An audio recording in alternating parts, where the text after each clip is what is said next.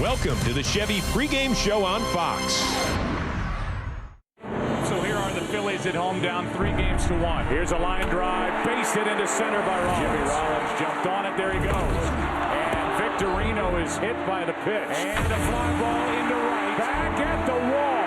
Utley goes deep, 3-1 Philadelphia. And a shot into right. How about this series for Utley? He ties Reggie Jackson for most in one World Series. And the Phillies 1 strike away. Back to the Bronx.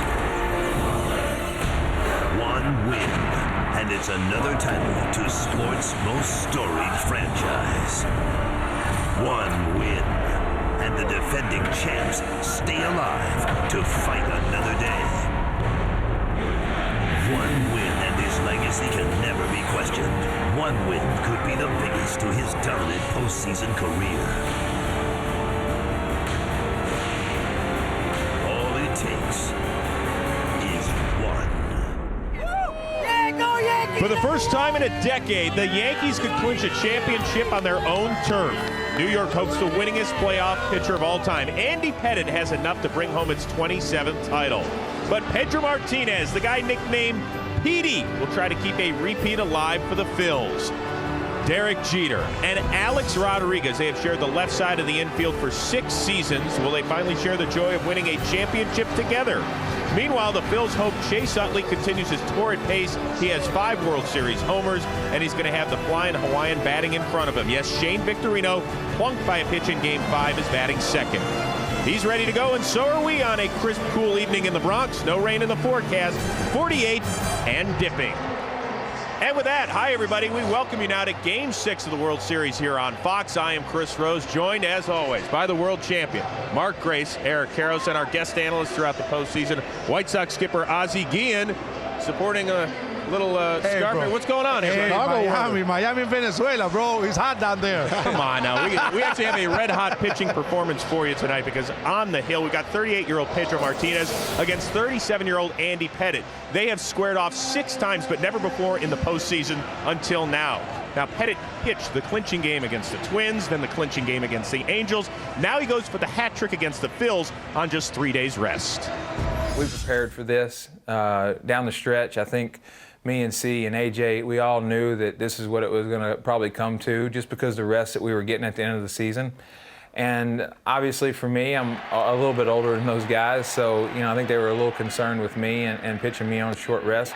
But I feel good, and I know CC and AJ felt good, and I knew that they were committed to being able to do this. And I think the organization wanted us 3 to try to pull this thing off.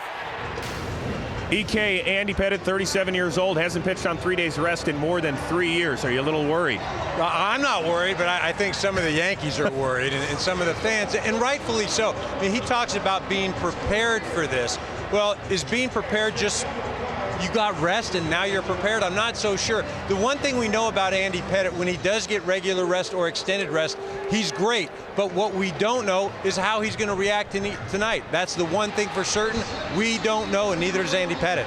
And the thing you have to worry about when you're pitching on short rest is your stamina. That's when the ball starts to elevate in the strike zone around the 5th or 6th inning, and this powerful Philly lineup, they will feast on balls up in the zone, so that's what you have to watch for with Andy. Ozzie, put on your managerial cap again. If you're Joe Girardi, what are you looking for with Andy Pettitte if he's struggling on 3 days rest? I think Joe Girardi is ready. It's nobody better than Joe Girardi. Joe Girardi was behind the plate, catching the wave, and he knows them real well. I don't think Girardi is going to have any problem at all to know when he's not ready to go. Let's focus on the closer, Mariano Rivera. He has thrown just 13 pitches in the last 5 days. He could go at least 2 innings. Do you bring him in the 7th for that critical out, though? Oh, no, I don't take any chance. There's too many outs to go through it.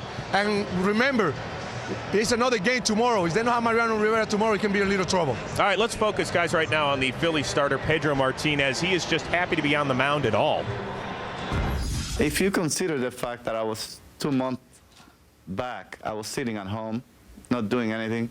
None of you were thinking of me whatsoever. And today I am here, probably pitching one of the biggest games ever in the World Series, and 2 great teams with a whole bunch of legendary players that are going to be. Because I know when you mentioned Derek Jeter and you mentioned Alex Rodriguez, Teixeira, I see those guys as probably the future of the game. Don't worry, Pedro. The press is paying attention all over the New York Post. Spanking the Yanks. Who's your daddy? All in a diaper. And you can even get this autograph for like $1.99 as well. So what is Pedro thinking, Ozzie, as he sees that in the papers? I think Pedro was laughing. I think that's a motivation for him to get up out of bed, come down, and walk around New York.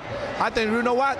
Pedro's looking for this day. Pedro's ready to pitch because Pedro is going to pitch with his heart. I don't think that's going to do anything to him, just motivate him. Yeah, you know, and one thing I got to make a point. We're talking about, you know, Andy Pettitte and the rest, and Pedro, you know, his rest. Is he going to be ready? There's one note. Andy Pettitte is making his 37th start of the season this year. Pedro Martinez, fresh, only his 12th start of the season. Only his 12th, but apparently his first one in diapers. This is a really good look. You want this for your wall? Take it back to Miami. Go. Well, I will get a sign. That's good. All right, well, the Phillies are trying to become the first team since We Are Family, the 1979 Pittsburgh Pirates, to win Game 6 and 7 on the road. Are they going to force that decisive game, or are the Yankees going to kiss the trophy tonight? We will find out shortly. In fact, see how these two teams stack up so far in the series at worldseries.com/Chevy and enter for a chance to win a new Chevy Malibu, Traverse, Silverado, or the all-new Equinox. So may the best team win at worldseries.com. We are coming back to tell you what we're keeping our eye on right after this. The Chevy World Series pregame show on Fox is sponsored by Chevy and their award-winning cars, trucks, and crossovers.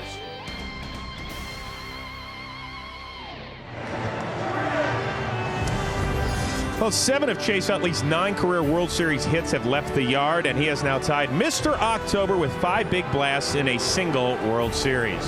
Well, anytime you tie Reggie Jackson in some statistical category other than strikeouts, you're pretty darn good. In fact, Chase Utley may end up being the World Series MVP. Chase Utley is a tremendous player. Back at the track, Utley goes deep. He's got a good swing. He's got good balance at the plate. Utley has gone deep again. You know, you go out there and you play hard. You give it everything you can. You know, you play that game like it's the last. It is gone! Chase Utley with his 4th home run of the Fall Classic, and none bigger. Balls he hit have been right where he loves the ball, down, fastballs down in the zone. First home run was a fastball. It was the first pitch. The second home run was a fastball as well. And a shot into right. This series for Utley, another home run. You got to make better pitches to him, and we haven't made good pitches to him, and he's going to hurt us. Chase Utley with his 2nd multi-homer game in this World Series. He ties Reggie Jackson for most in one World Series. Obviously, it's great company. He doesn't say very much. Right now, our goal is to win 2 more games. He just goes out and plays. He's intense. I think sometimes he actually would probably play for free. This guy right here loves to play baseball. Gracie, how do the Yanks pitch to Chase Utley tonight? You don't. You don't let him beat you. He is in a zone right now. He is locked in, and you have to pitch around him and actually pitch to Ryan Howard. You're going to pitch to Ryan Howard, NLCS MVP. I know that sounds crazy, doesn't it? But I had a big series against the San Francisco Giants back in 1989, and Roger Craig, the manager for the Giants at that time, started pitching around me and pitching to Andre Dawson, if you can believe that. Wow, that's strategy there. Just a He got Disney fired. segment here. I love myself. He got fired. I'm a big Mark Grace fan.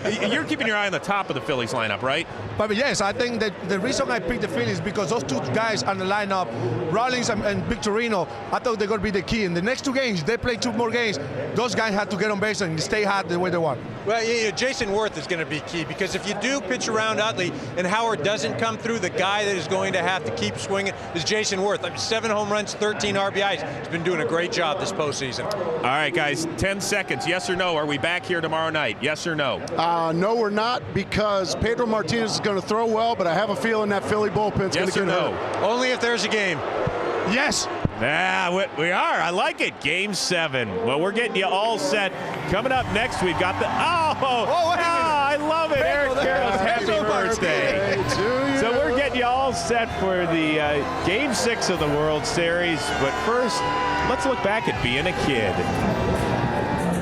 My dad played baseball in college, so I always wanted to be like him when I was younger. First couple times I played with my brother, you know, just to try to be the guy that he was. And if he threw the ball, I wanted to throw the ball. If he, caught the ball, I wanted to catch it like he did. You don't really expect to get here. You never really, as a little kid, say, oh, I'm definitely going to be a big leaguer. Now I have the opportunity to play in a World Series, makes it even better. I grew up in Long Beach, Southern California. The weather's great all year round. We were always outside, and baseball was something to do. I still have that same feeling, man. I enjoy playing, and if I ever stop enjoying myself, I think it's time to shut it down.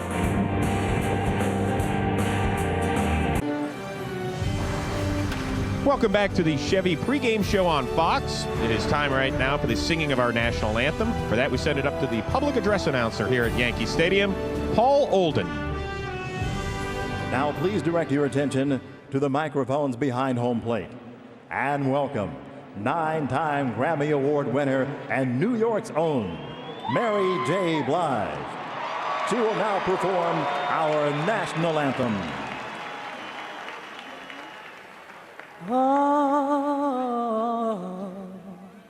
say can you see by the dawn's early light was so proudly we hailed at the twilight's last gleaming, whose broad stripes and bright stars through the perilous fight o'er the ramparts we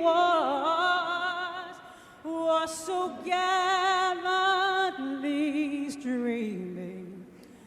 At the rocket's bright glare, the bombs bursting in air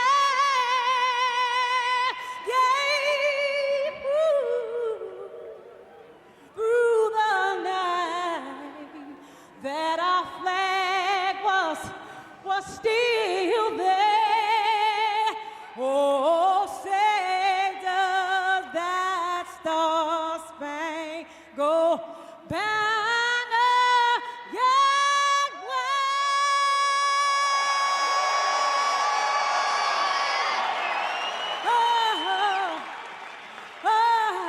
For the land of the free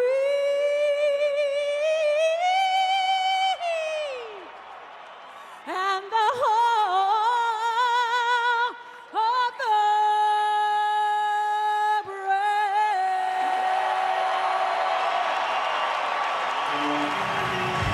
brave. Look for Mary J. Blige's new album, Stronger, coming out later this year. Who'll be stronger tonight, the Yankees or the Phillies?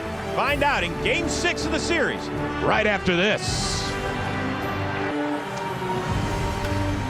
Welcome back to the Chevy pregame show on Fox. And if you weren't lucky enough to get tickets to Game 6 of the World Series, you actually have the best seat in the house. Hopefully your house. But right now, let's send it up to the broadcast booth and a guy that actually got in free of charge tonight, Joe Buck. All right, Chris, and now welcome into our little house up here at Yankee Stadium, our booth. I'm Joe. Tim is coming right up. It is game number 6. With the New York Yankees up 3-2, there are questions for both sides. For the New York Yankees, first of all, Andy Pettitte. What are they going to get out of the 37-year-old left-hander on 3 days rest? He was okay in Game 3, not great. Was good enough to get the victory, but he has not worked on 3 days rest in 3 years. He has not worked on 3 days rest in the postseason since 2003. On the other side for Philadelphia, 38-year-old Pedro Martinez gets the ball tonight. How good will he be on 5 days rest? He was very good here the last time we had a ball game at Yankee Stadium in Game 2, but he took the loss. The big question, however, in my mind is who closes the ball game for Philadelphia? Would it be Ryan Madson? Would it be Brad Lidge? Would it be a combination of Scott Air and others? A lot of questions for Philadelphia going into tonight, and Tim McCarver, one of their big questions is, how do we get our big guy, Ryan Howard, squared away and swinging the bat well? Well, Ryan Howard has been such a force since joining the Phillies back in 2005, but a big hole in that critical number 4 spot during the World Series with 12 strikeouts, tying a major league record.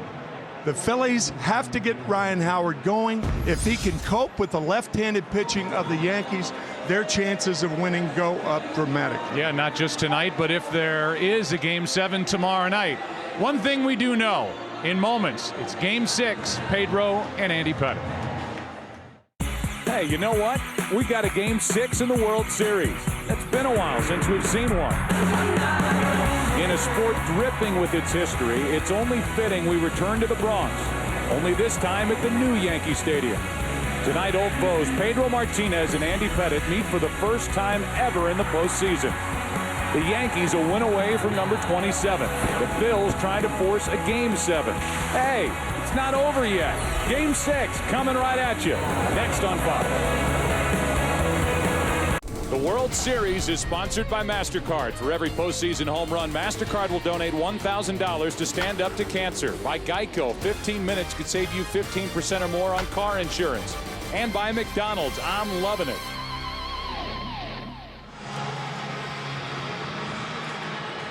It is a crisp evening here in the Bronx, and a look at the Phillies starting lineup. Jimmy Rollins leads off, then Shane Victorino bats second. Chase Utley hits third. Ryan Howard, the aforementioned Ryan Howard, cleans up. Jason Worth is in right. Raul Ibanez is the DH. Pedro Feliz is batting the number 7 spot. Ben Francisco and Carlos Ruiz, a very good number 9 hitter as it turns out, hitting .310 this postseason. He does the catching. And here's a left-hander, Andy Pettitte, and his numbers this postseason: 4 starts, 3-0. Pitching yet another clincher, the Yankees hope. And in his last start, Chase Utley, Ryan Howard, Raul Ibanez 0 for 9 with 6 Ks, primarily breaking balls, and of course Andy Pettitte can stop the running game. Before he throws tonight's opening pitch, we give you this, brought to you by Budweiser. With full flavor and a crisp, clean finish, it's what we do. You mentioned Andy Pettitte in a clincher. He's 5-2. This is his 12th start, giving his team a chance to clinch a postseason series. He did it in the division series this year and the ALCS against the Angels. Off we go, Game 6, ball 1. 6'5", 225 pounds from Deer Park, Texas. And there are his numbers in the previous 11. That's into the hole. It's short, long throw, Jeter. Good play, 1 out.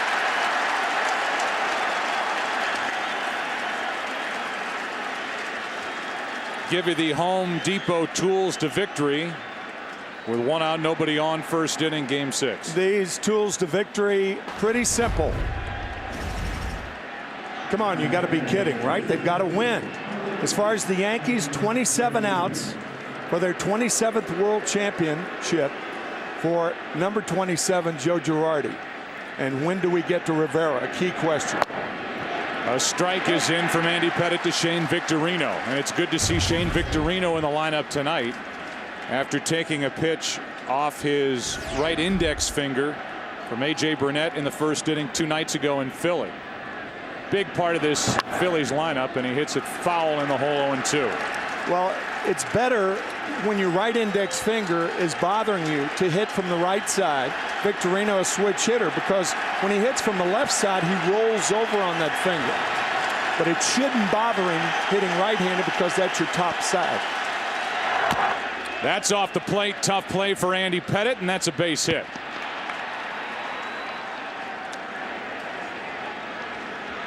And now the defense for New York. In the outfield, it's Johnny Damon in left. Brett Gardner is now the center fielder with a hamstring injury to Melky Cabrera, off the active list. Nick Swisher in right.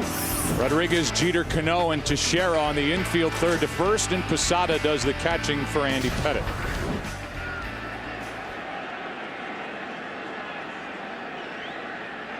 Breaking ball, nothing Pettitte can do. And now Chase Utley. In this World Series, he has popped 5 home runs. He hit 2 nights ago, including that 3-run shot off A.J. Burnett, with his team down 1-0, facing elimination. And a check on the runner, Victorino.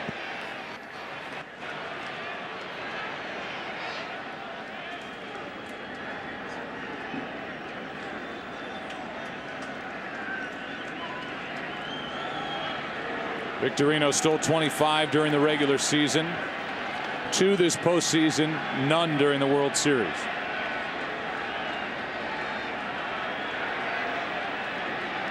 Trying to read Pettit, and the pitch is high and tight to Chase Utley, ball 1. After Utley, it's Ryan Howard. 5 home runs, ties Reggie Jackson from 1977 for most home runs in one World Series.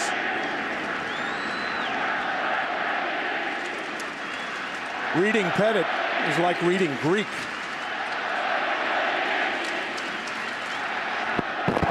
That's on the inside corner, ball and a strike.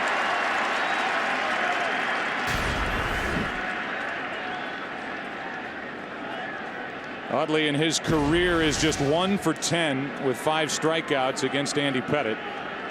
Was 0 for 3 with 2 strikeouts in game number 3 back in Philadelphia.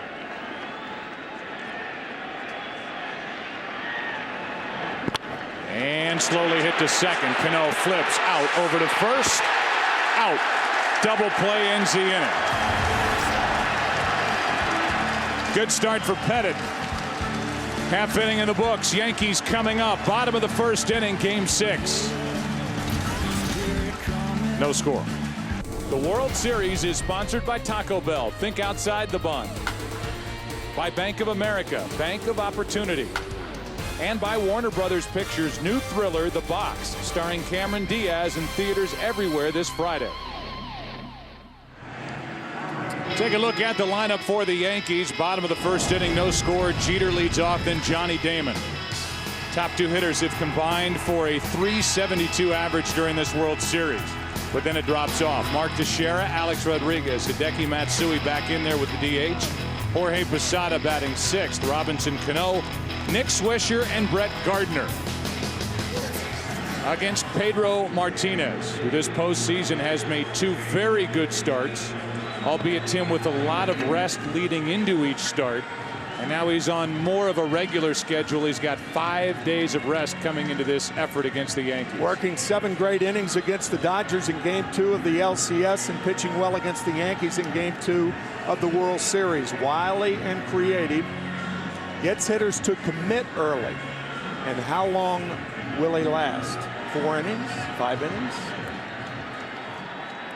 You're now willing to go 6 innings? Oh, sure. He went 6+. Game 2. Allowed 3 runs on 6 hits, 2 walks, 8 strikeouts. And he deals with Derek Jeter.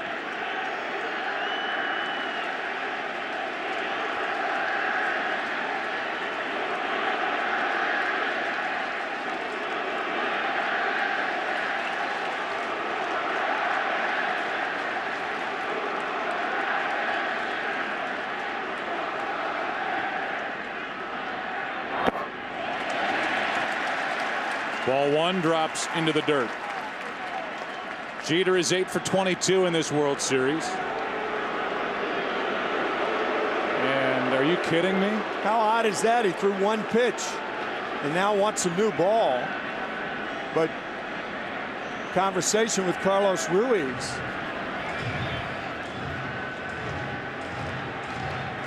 Couldn't cross him up on the first pitch, could he? Maybe just missed him.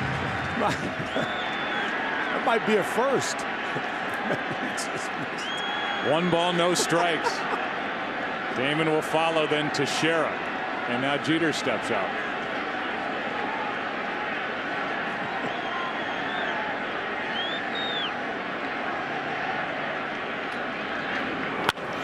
That's into left center field, and that's Ben Francisco. 1 out. Smile on the face of Jeter as he comes back to the dugout. Here's the outfield for Philadelphia. Francisco Victorino with his Gold Glove and Jason Worth. Feliz, Rollins, Utley, and Howard around the infield with Ruiz catching Pedro Martinez. Here's Johnny Damon. He's had a terrific World Series. In fact, to this point has got his name on the short list for an MVP award if the Yankees end up winning this. The 0-1 pitch. 1 for 12 in the division series against Minnesota, better in the ALCS, and .381 in the World Series, swinging the bat for Damon. A 1-1. Strike 2. In the early going, Pedro Martinez has not shown a good fastball. 84-mile-an-hour fastball. He did reach 91 in game 2.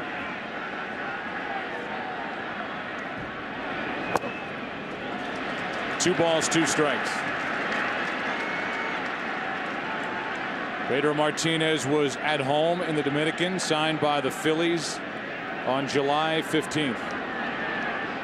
A pitch for the Dominican in the World Baseball Classic. Now he goes back behind the mound, really taking his time here in the first inning. Made 3 rehab starts, then made his first Phillies start at Chicago and was a winner in 5 innings pitched against the Cubs.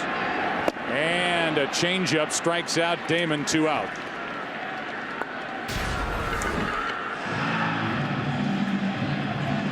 Changeup gets Damon. 75 miles an hour.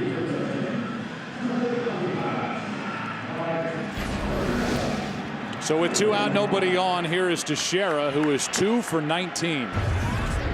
One of his 2 hits was a game-tying home run. There's strike 1 against Pedro Martinez in the 4th inning. That was in game 2. His other hit was 2 nights ago in game 5 in the 8th inning, a double. And that's all. In fact, struck out to end the night. Representing the tying run, he takes a little up. 1 ball, 1 strike.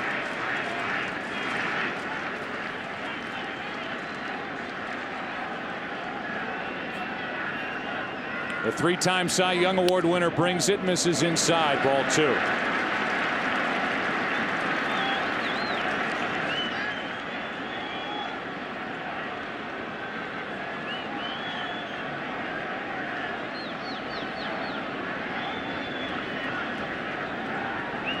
And Teixeira hops out. Pedro Martinez is 0-1 this postseason, 6-3 in his career during the postseason, but 1-3 against the Yankees. Out in front of that changeup, and the count 2-2. Home plate umpire tonight is Joe West. Jerry Davis, the crew chief, at first. Jeff Nelson, Brian Gorman at third. Mike Everett down the left field line, and Dana DeMuth down the right field line. 2-2 pitch. Full count. A-Rod next.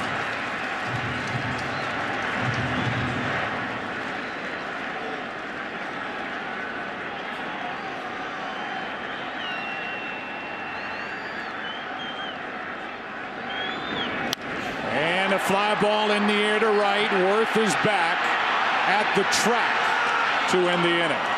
Didn't get all of it, and a 1-2-3 start for Pedro Martinez. Ryan Howard will start it for Philadelphia and try and get it going for the Phillies in the 2nd with no score.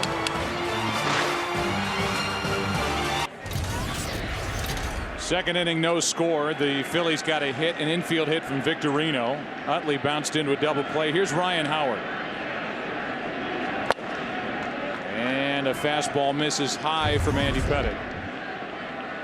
Ryan Howard had that streak through game 4 of the NLCS where he drove in at least a run in 8 straight games. Tied a record once held by Lou Gehrig, and a record that was also tied this year by Alex Rodriguez. But since then, in 6 games, a 143 average with 1 RBI and 13 strikeouts since that game. He grounds to the right side. It's a fair ball, and that's out number 1 as Teixeira takes it to the bag.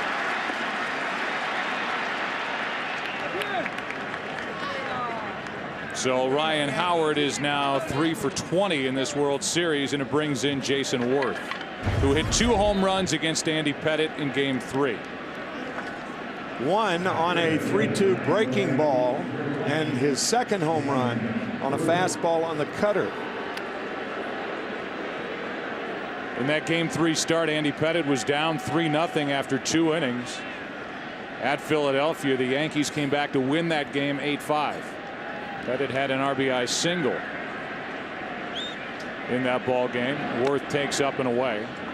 It was postseason win number 17, and Andy Pettitte is making his 40th career postseason start, is 17-9. Most wins all time.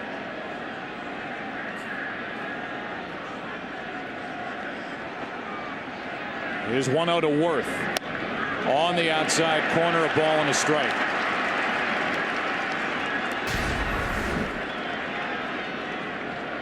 Good control with the fastball there.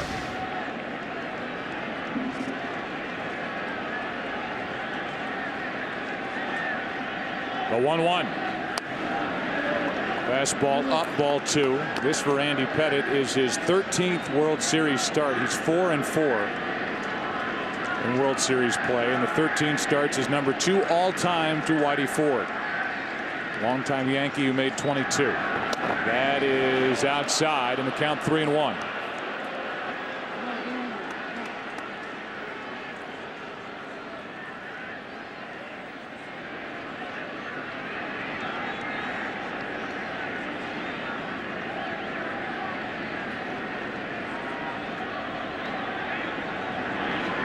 That's a strike, full count.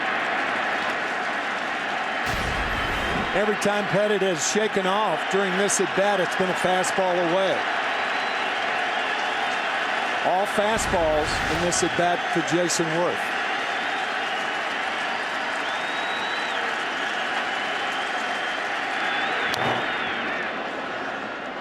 Breaking ball fouled back, still full. After Worth, it's Ibanez, a left-handed hitter.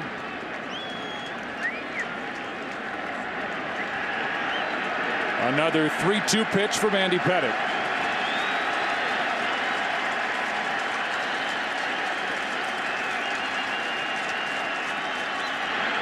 And a 1-out walk.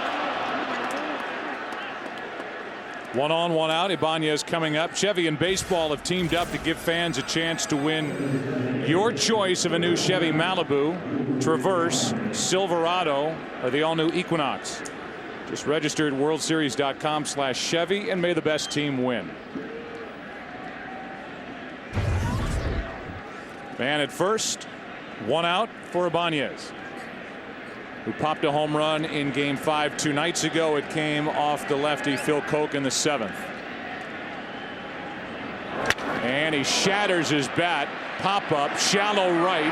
Swisher there, 2 out.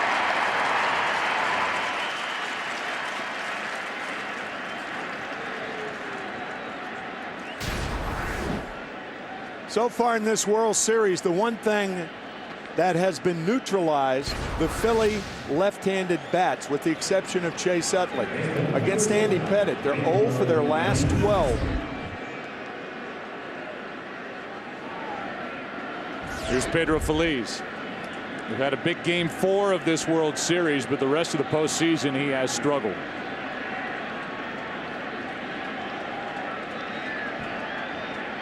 And a check on Worth, who gets a good look at that Andy Pettitte pickoff move. Feliz in Game 4 was 3 out of 4 with a home run. The rest of the postseason, he is 6 for 46 with a home run and 2 RBIs. That's it.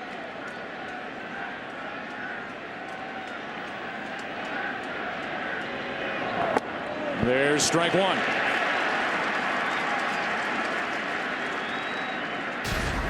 With only 3 days rest, Andy Pettitte not as strong as he normally would be, so he's staying away from the cut fastball in on right-handers. Here's the 0-1 to Feliz, and that missed.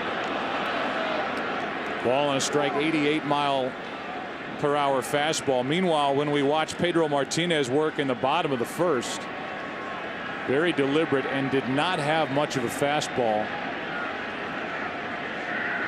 Hardest pitch he threw was 85 miles per hour. Another throw over, and Worth is back. If you remember in that start, he was in the low 90s at Dodger Stadium in Game 2 of the NLCS. And when we met with Charlie Manuel as manager, he said he's got his best velocity that he's had since maybe 2004. Not tonight.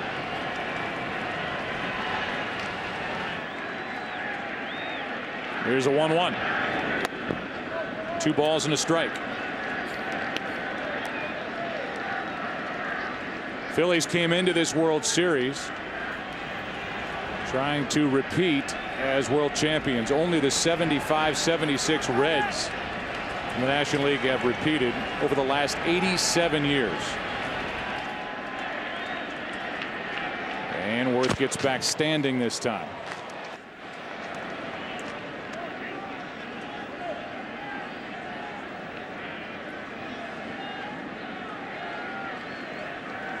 In case you're wondering, Worth stole 20 during the regular season, does not have any stolen bases this postseason, and gets another throw.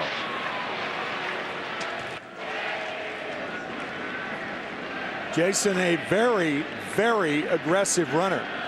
Picked off once by Jose Molina earlier in the series.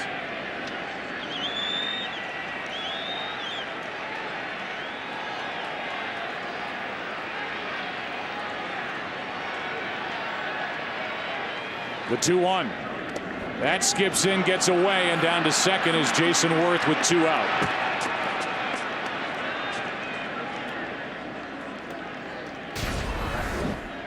Breaking ball in the dirt, and Posada cannot keep the ball in front of him, and Worth takes second base on the wild pitch.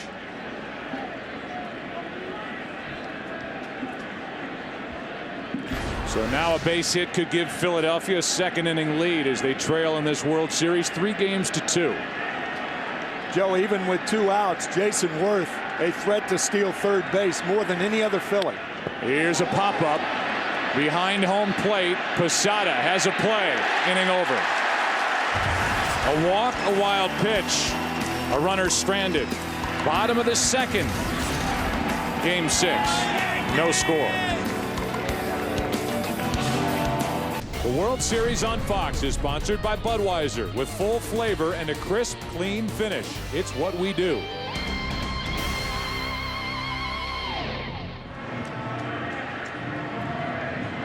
Four, 5, and 6 hitters for Pedro Martinez. That means Alex Rodriguez in this little exchange when Martinez made his way in from the bullpen with Alex.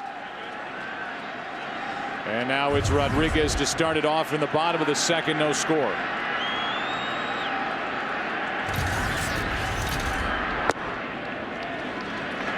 And he misses down and in. Pedro does. Ball 1. 7 extra base hits this postseason for Rodriguez. 18 RBIs.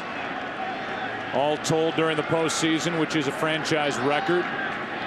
With more opportunity, and that almost caught Rodriguez on that left elbow. It's 2-0.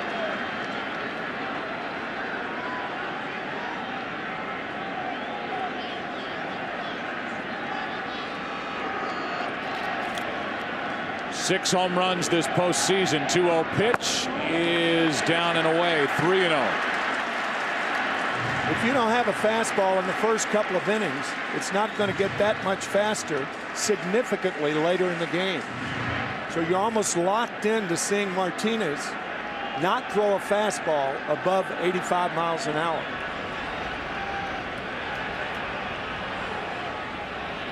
Rodriguez steps out.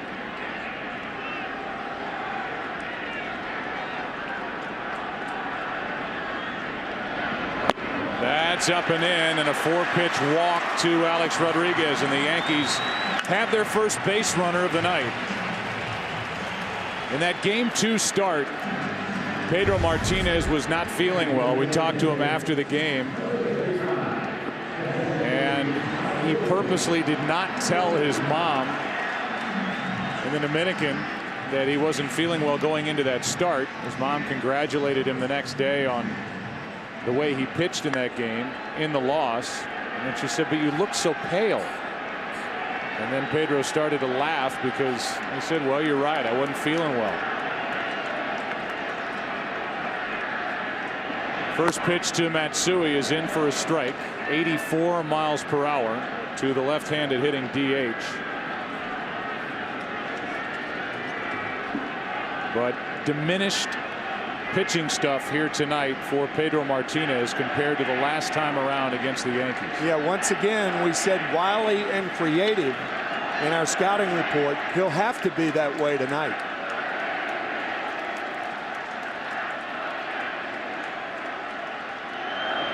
That is a rocket down the right field line foul. 86 from Martinez. If you're the Yankees hitters, give Pedro Martinez the inside part of the plate. You'll be able to adjust to everything but the off-speed pitch.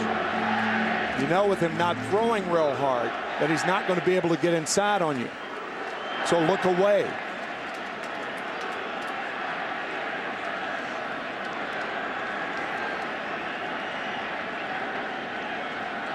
Oh, 2 on Matsui. There's 88.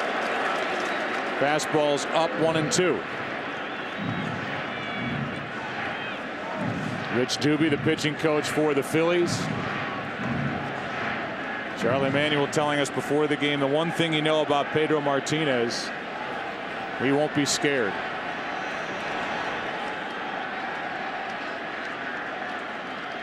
Pedro's 1-2 pitch to Matsui.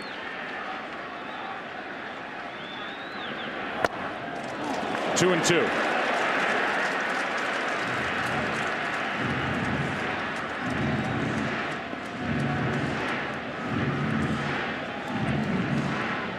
Matsui hit a go-ahead home run against Pedro in game 2, a curveball that was almost on the ground.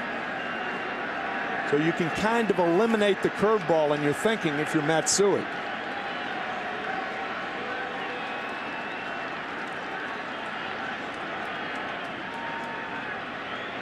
The 2-2 pitch is hit to first, foul.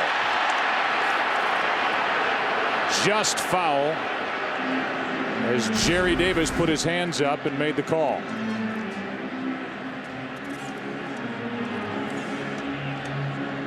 And got it right.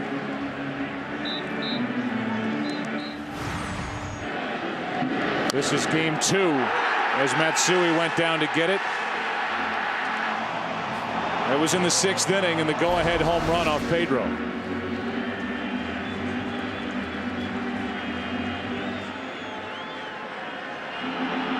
Martinez pitched into the 7th, did not retire a batter in the 7th, was taken out. And the Yankees won the ballgame 3-1 behind A.J. Burnett and Mariano Rivera.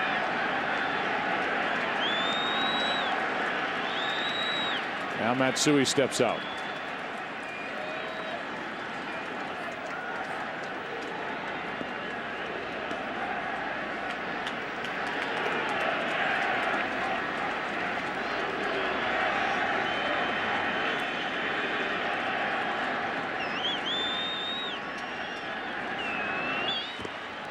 First check on Alex Rodriguez.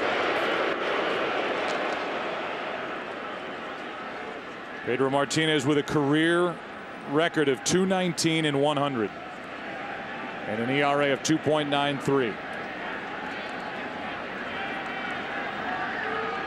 Could very well be headed to the Hall of Fame. His 2-2 pitch to Matsui. On the way. And ball 3.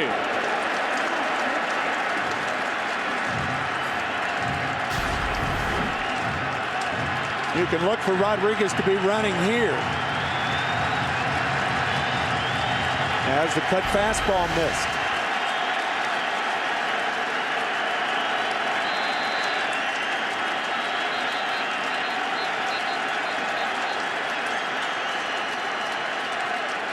And Rodriguez was leaning. Got back well ahead of the tag. Yeah, you cannot be picked off in that situation. It's up to the hitter to put the ball in play.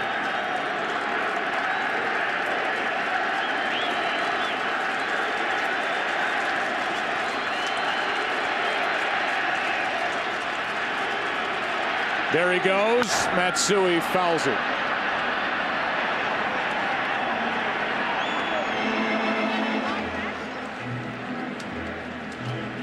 So Pedro Martinez could be pitching his biggest game in that career. And as you look at his career resume, He's a World Series champion with the Red Sox. He made a Game 3 start in that World Series at St. Louis. With his team up 2-0, went 7 innings. Another big start for him, Game 7 of the 2003 ALCS at the old Yankee Stadium. Got into the 8th. Didn't have enough that night. Rodriguez goes, and a fly ball into right. Down the line. Gone. 2-0 New York.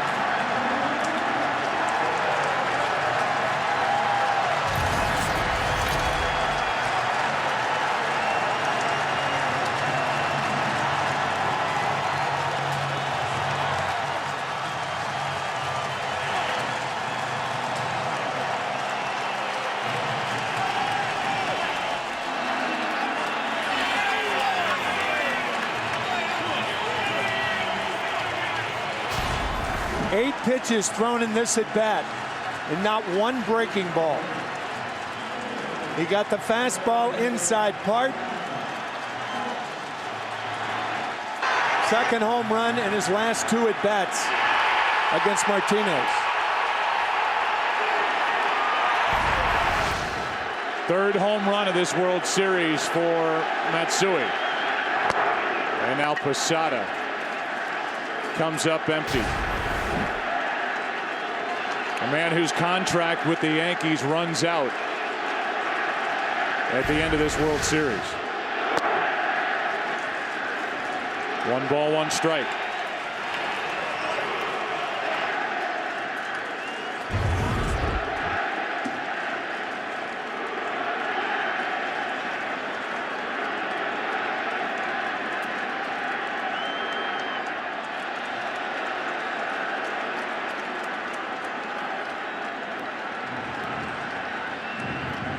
So the Yankees strike first here tonight.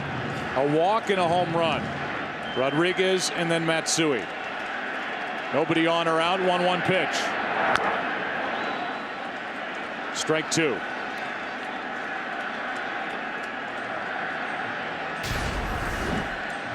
You go back to Game 2 and look at the contact for Matsui going down to get the ball for a home run. This one was considerably higher. And Matsui hit it a lot better, well out into the seats and right. Posada just staying alive, still 1-2. This game being shown and sponsored by Budweiser on Times Square here in New York. It's also being shown in Tokyo. And in Tokyo, it's 10:30 in the morning. Godzilla is hugely popular in Tokyo. That's in the dirt. 2-2 on Posada.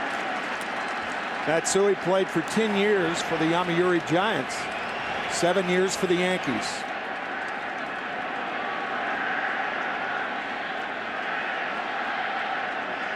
The 2-2 from Pedro. Strikeout number 2. And in this second inning, it's out number 1. Fastball out of the strike zone to get Posada. The Yankees came into this game not having homered in the last 2 games and having hit 5 in this World Series, or as many as Chase Utley has hit for Philadelphia. Joe Girardi's Yankees led the major leagues with 244 home runs during the regular season. That was their 20th pop of this postseason. 2 out. Off the bat of Robinson Cano and right at Chase Utley. Bases empty for Nick Swisher.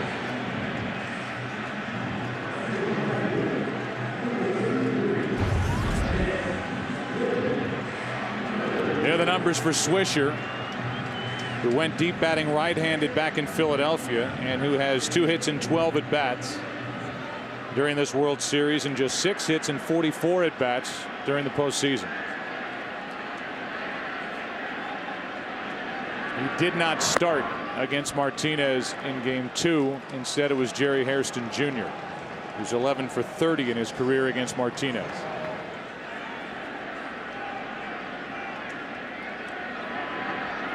Here's the 0-1. A ball and a strike.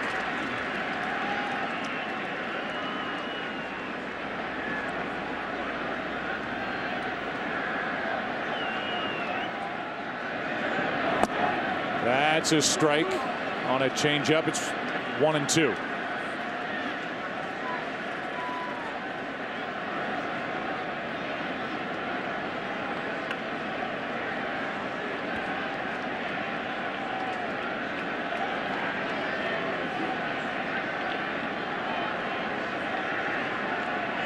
With 2 out, Nick Swisher leans back from an 88-mile-an-hour fastball up. 2 balls, 2 strikes.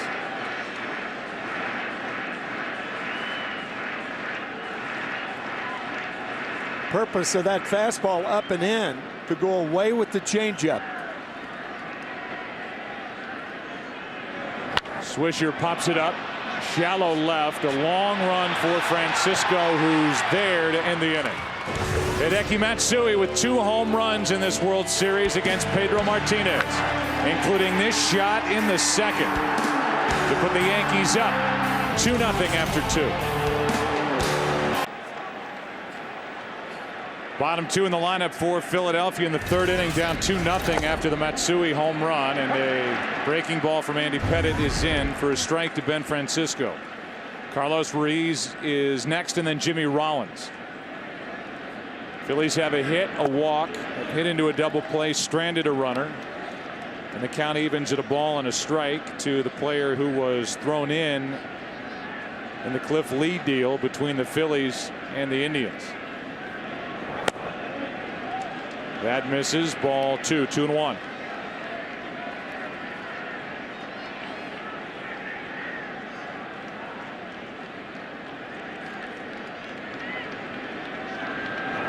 Francisco grounds one to third. Alex Rodriguez grabs it, throws it, 1 out. Now 0 for 5 in this World Series is Francisco. 0 for 9 during the playoffs so far for the Phillies is tonight's left fielder, and here comes Ruiz, and more economical tonight on shorter rest. One thing so far that Andy Pettitte has done, he has traded power for accuracy. He has excellent control on the outside part of the plate to right-handed batters. The 2-time 21-game winner, Andy Pettitte. First time he did that, he was 24 years old in '96. He was a world champion that year. And he misses upstairs with the ball to Carlos Ruiz. He was 4 for 16 in this series and hitting .310 during the postseason. And a tough out. There's a strike, 1-1.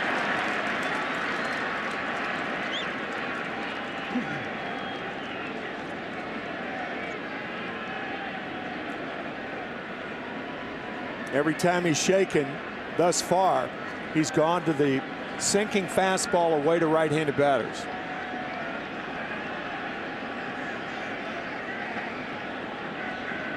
On 1-1, that's low. 2-1.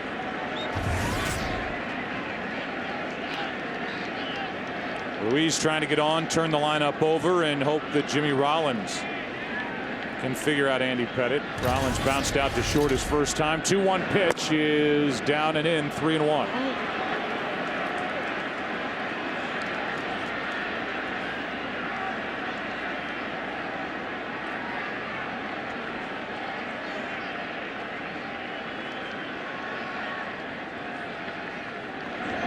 And a shot into left center field. Back is Gardner on the run. He watches it hit off the wall. Gets behind him, and Ruiz will turn and go. Try to turn it into a triple and make it with 1 out in the 3rd.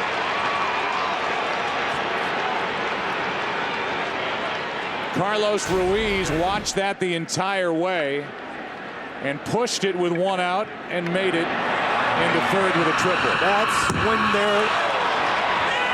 when there is a chance to get to third base with 1 out, that's what you try to do. So you can score on something other than a base hit. That ball bouncing too far away from Brett Gardner. Looked like it hit the corner right above the Dunkin' Donuts sign. Eluding Gardner, going farther away than he thought. So now it's Jimmy Rollins' RBI chance, and he takes a ball. A little up and in after the 4th career triple for Carlos Ruiz. Andy Pettitte steered in after not getting that call. It's ball 1 instead of strike 1.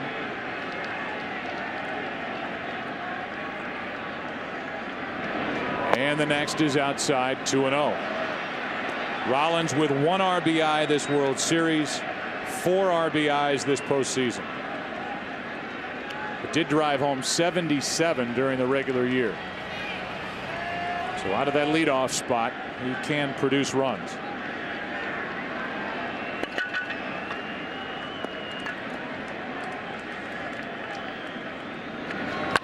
And there's one into right field. He just produced a run here. Tagging is Ruiz, scoring without a play, and it's a 1-run game. Sac fly by Rollins, and it's 2-1 here in the 3rd inning. Once again, players refer to those as cheap runs, when you can get on third base with less than 2 outs and score on something other than a hit. Sac fly for Rollins. And now Victorino with 2 out, nobody on. An infield single. He bounced one off the plate his first time. And Pettitte brings it. Popped up into right. Nick Swisher. Inning over. Phillies are on the board. A 1-out triple by Ruiz. Scored on a sac fly by Rollins. 2-1 after 2.5. World Series program.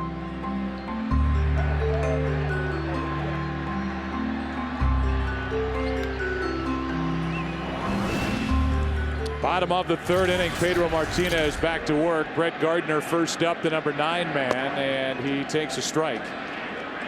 It's 2-1 New York. Home run by Matsui, a 2-run shot in the bottom of the 2nd. The Phillies came right back with a run on a triple by Carlos Ruiz and a sac fly by Rollins. So a 1-run ball game as Gardner sticks the bat out, pops it foul out of play.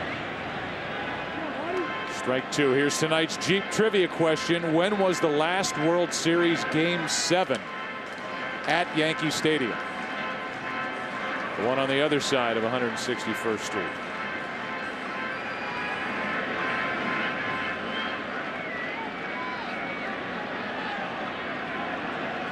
Here's the 0-2 pitch. Ball 1.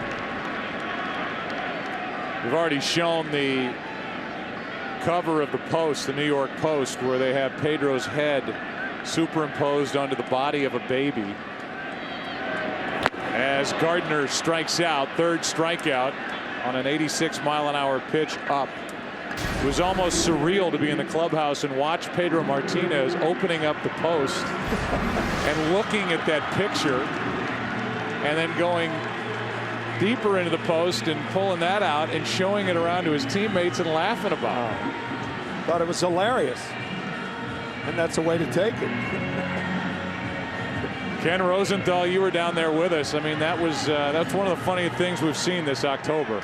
No question, Joe. And after Game 5, he told reporters he wasn't going to talk because, hey, he wanted to talk the next day. That was yesterday. Well, what he said to us was in that sing-song voice of his, hey guys, be creative like always.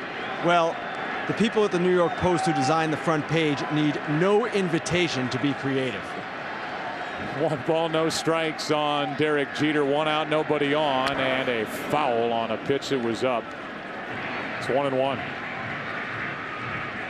So any idea that, oh yeah, they don't read the newspapers, they don't listen to call-in shows, or they might be true for some, but Pedro saw it and laughed at it.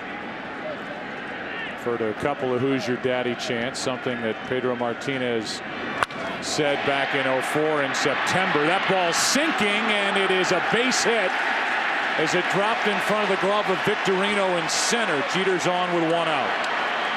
Victorino going to his left and going back, and by the time he recovered, he had to short hop it. So a base hit for Derek Jeter on a ball misplayed by Shane Victorino. Had he taken that route directly to the ball, but he went back, and now by the time he recovers, short hop base hit. 1 on, 1 out for Johnny Damon.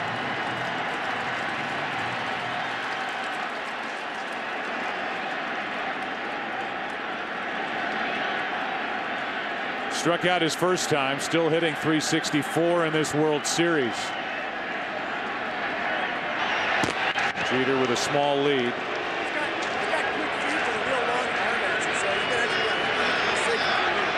You hear Mick Kelleher, the first base coach, talking to Jeter about Pedro Martinez's quick feet.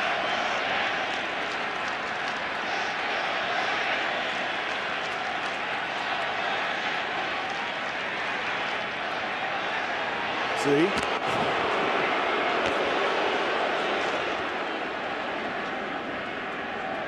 The right foot was really quick right there.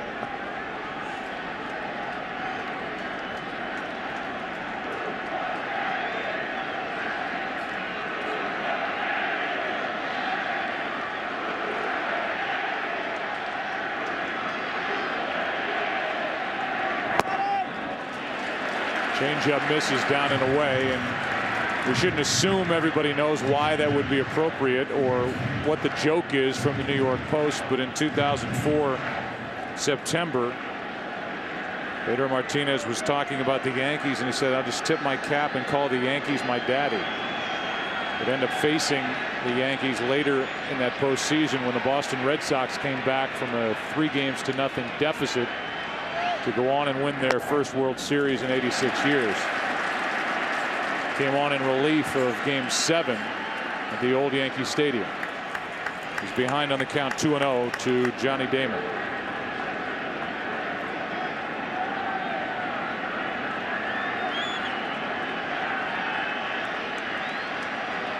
One on, one out. Jeter is aboard with that base hit to center. That's foul. And with this being Game 6, maybe some fans tuning in that haven't been a part of this series so far, the HK on the left chest of these Phillies uniform tops is in memory of Harry Callis, longtime broadcaster who passed away April 13th. There's his sport coat, and some shoes are down there in the dugout as well. Here comes a 2-1 pitch to Damon. Popped up, out of play, 2-2.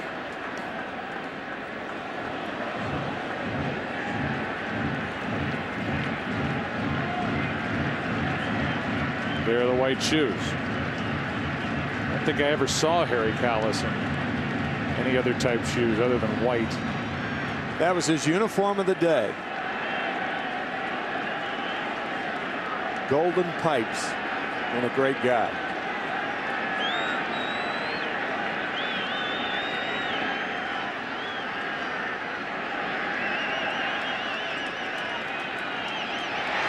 Jeter draws a throw, and Ryan Howard corrals it. Yankees won their first of 26 World Championships in 1923 in their first year at the old Yankee Stadium. Trying to win their 27th in their first year in the new Yankee Stadium. The last one coming in 2000 against the Mets. And there's the old one in the darkness down below.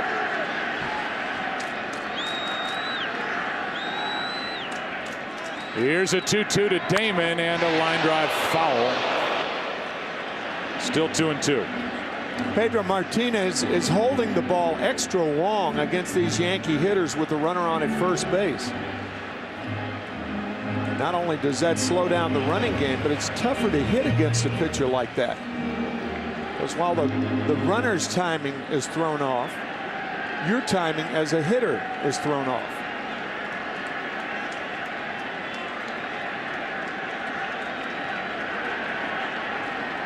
Fastball away. On a 2-2 count. And he misses with it. Damon checks his swing. It's 3-2. Now Jeter will be off.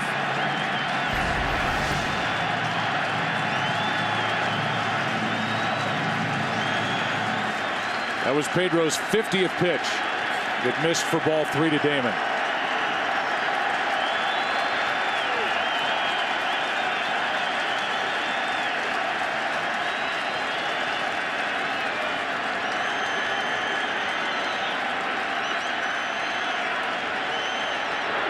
Jeter stays put on ball 4, and it's 2 on with 1 out.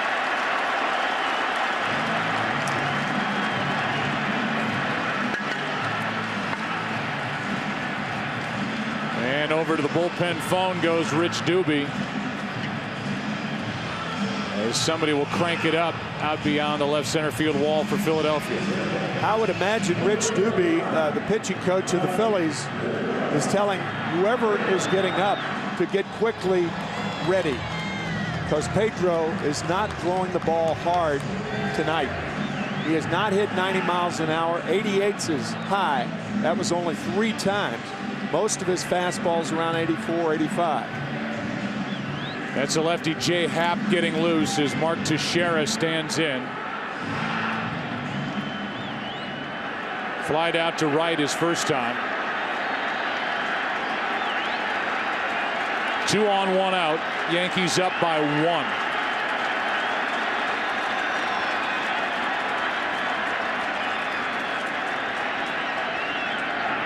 And that loads him up.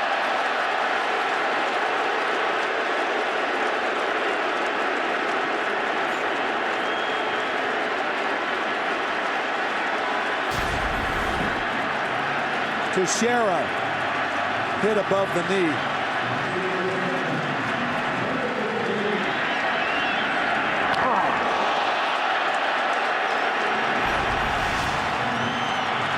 And the bases are loaded for Alex Rodriguez, and Rich Doobie, the pitching coach, will jog out and talk to Pedro.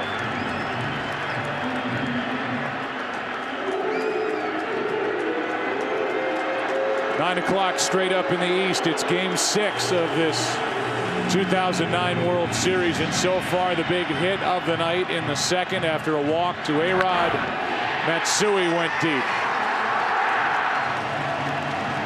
2-0 New York. The Phillies just got a run in the top of this third, and now Alex Rodriguez with Jay Happ getting loose. A-Rod, who from game 4 of the ALCX in 2004 to the division series of the Yankees lost in 2007, played 16 games, had 1 RBI as a Yankee. It's been a completely different story this postseason. 6 homers, 18 RBIs, a franchise record, and a .360 average.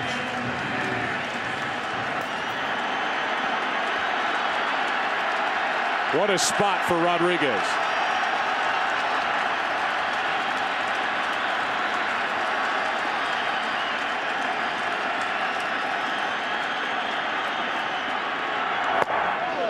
Strike 1. Right on the corner.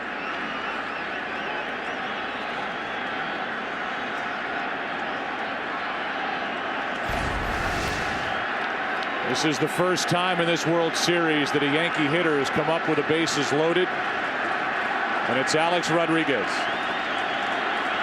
The 0-1. 1 ball, 1 strike. Left-handed hitting Matsui on deck. Left-hander Jay Happ getting loose.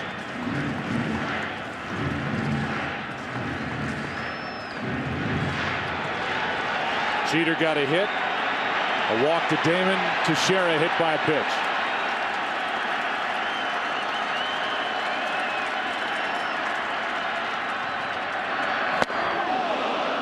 Strike 2. First pitch was away. The third pitch was away.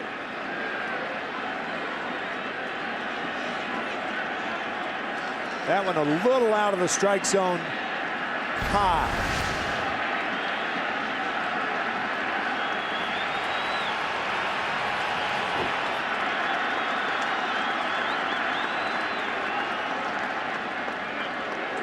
Joe Girardi telling us before the game that Pedro Martinez is a master at reading swings.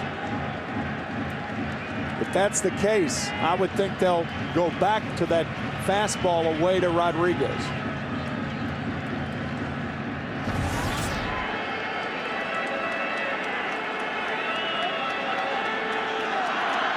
Pitch number 56 will be a 1-2 delivery to Rodriguez with the bases loaded, 1 out.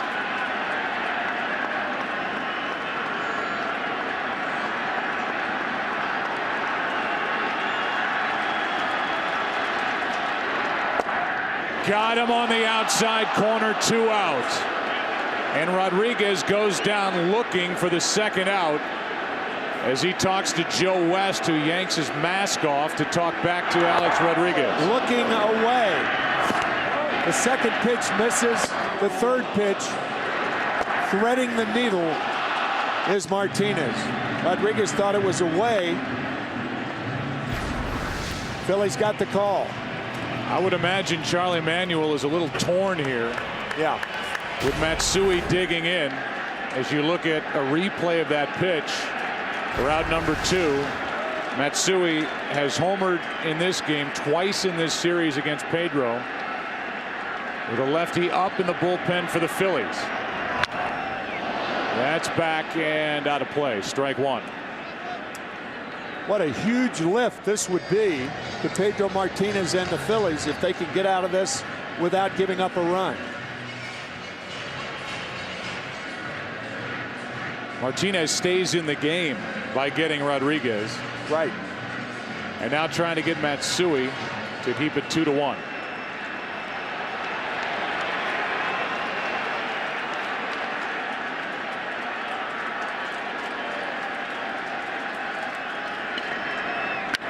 Ripped down the right field line, foul, just foul for strike 2.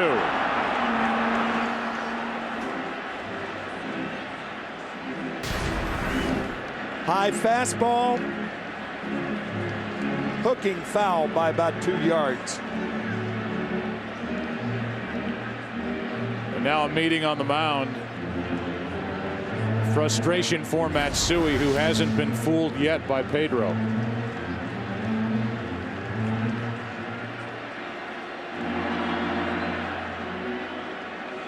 It's the first time Martinez has hit 90, so his velocity has steadily gotten better as this game has worn on. First time he's hit 90, but it was hammered foul down the right field line by Matsui. And the count 0-2.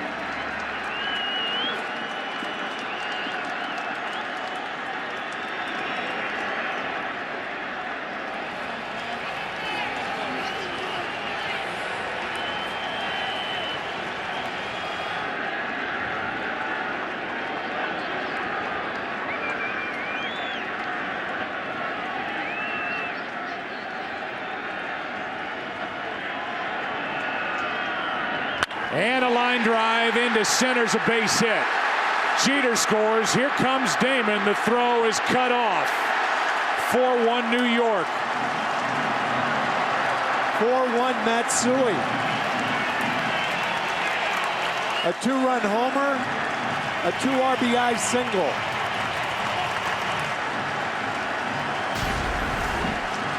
High fastball. He threw it exactly where Ruiz was setting up.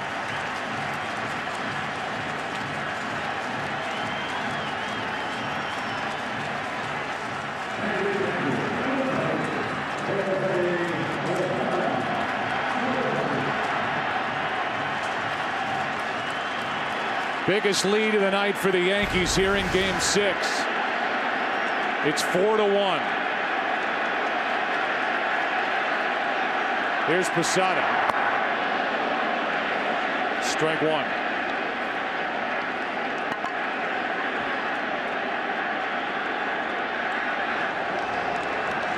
This World Series with 2 out, Matsui is 3 for 4 with 2 homers and 4 RBIs.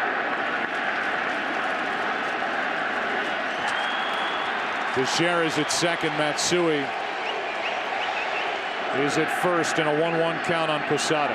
After missing that double down the right field line, he did not miss that high fastball. That's in the air to left.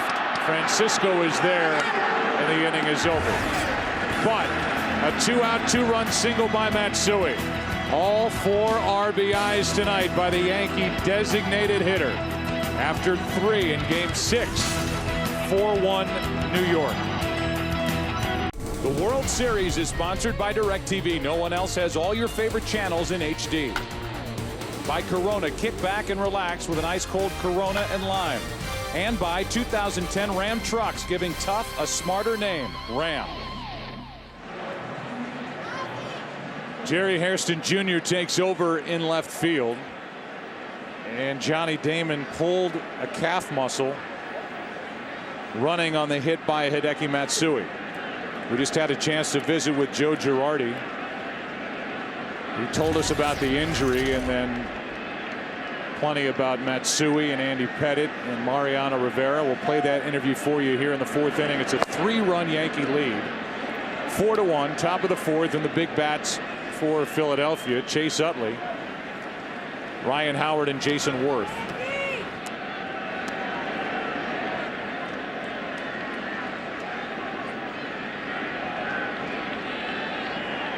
Two runs in the 2nd, 2 runs in the 3rd, all driven in by Matsui.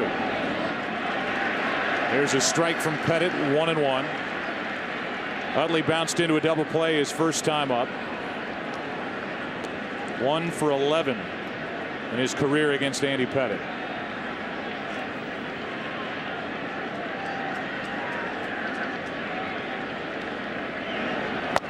There's a strike, and it's 1-2. So a big presence in the lineup for the Yankees is gone. Johnny Damon. What a World Series he's put together.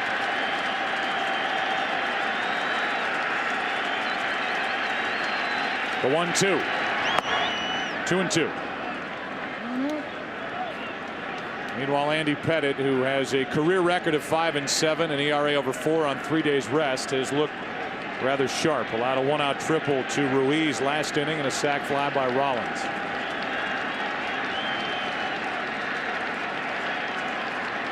And just 2 hits. The 2-2. Foul.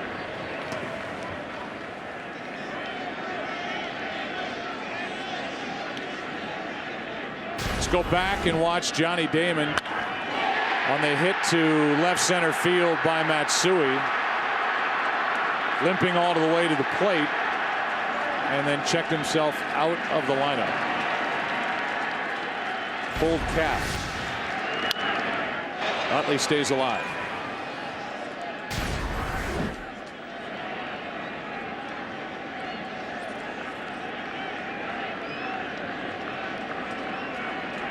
We've seen a pulled hamstring from Melky Cabrera, and now a pulled calf muscle of Johnny Damon's right leg.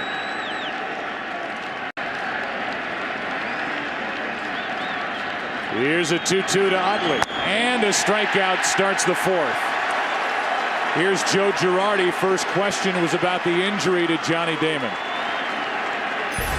Yeah, the first ball that Matsui hit down the line, he felt his calf a little bit, and then when he scored it got worse. So we had to take him out. We had to put Hairston in left field. We talked about the different look with your lineup in the National League City.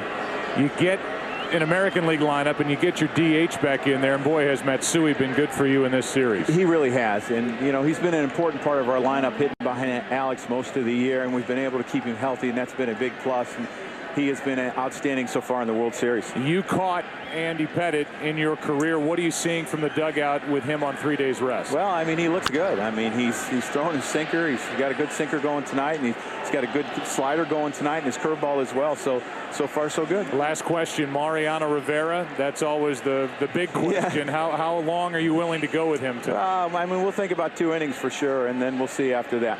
Thanks for your time, Joe. Thanks, guys. Joe Girardi in his 2nd year. Here's a line drive. Cano was willing to jump, never had to. 2 out. And Ryan Howard is 0 for 2. Hey, just an observation. I think Joe Girardi's more relaxed in the postseason than he was in the regular season.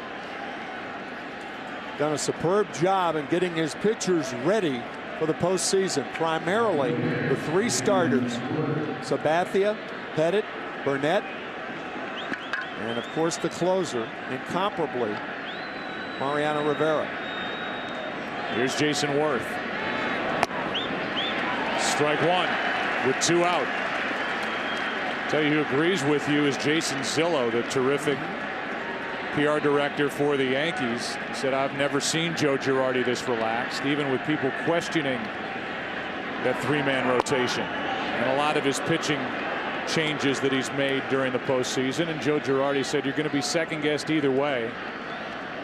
This is the way we were set up to go into the playoffs because they had their last 4 Thursdays off in the regular season. They were able to space out their starters so that they were rested enough to handle this assignment.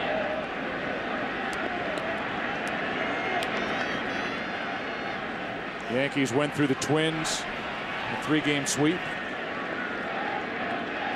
Took 6 games to get past the Angels. And it will take at least 6 to get past the Phillies. That's inside to Jason Worth. Meanwhile, the Phillies trying to force a Game 7 tomorrow night. We've seen Jay Happ already get loose out in their bullpen. He was one of the guys who potentially could get the ball if there is a Game 7. The count's gone to 3-1 on Jason Worth, who steps out.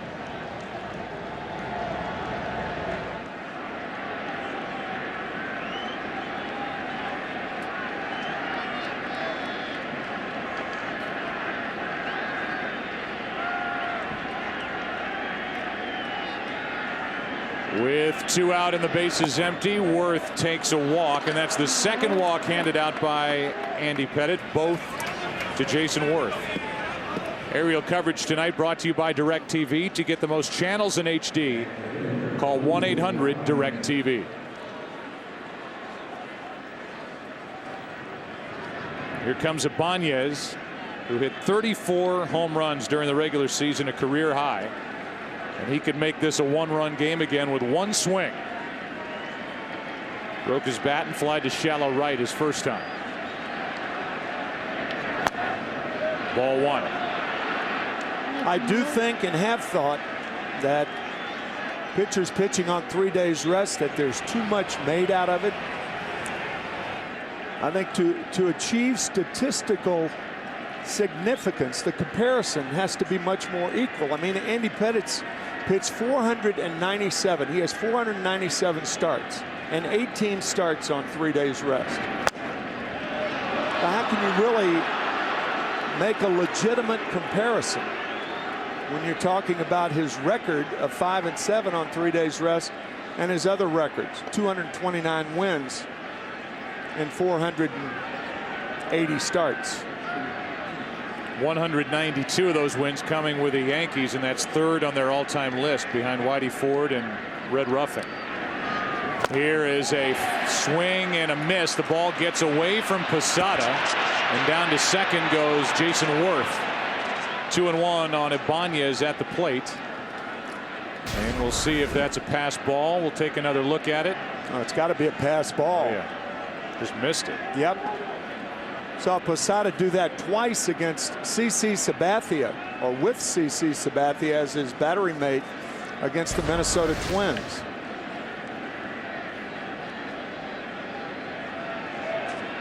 So pass ball puts Worth at second with 2 out. And the count 2-1 on Ibanez. He drove home 93 during the regular season.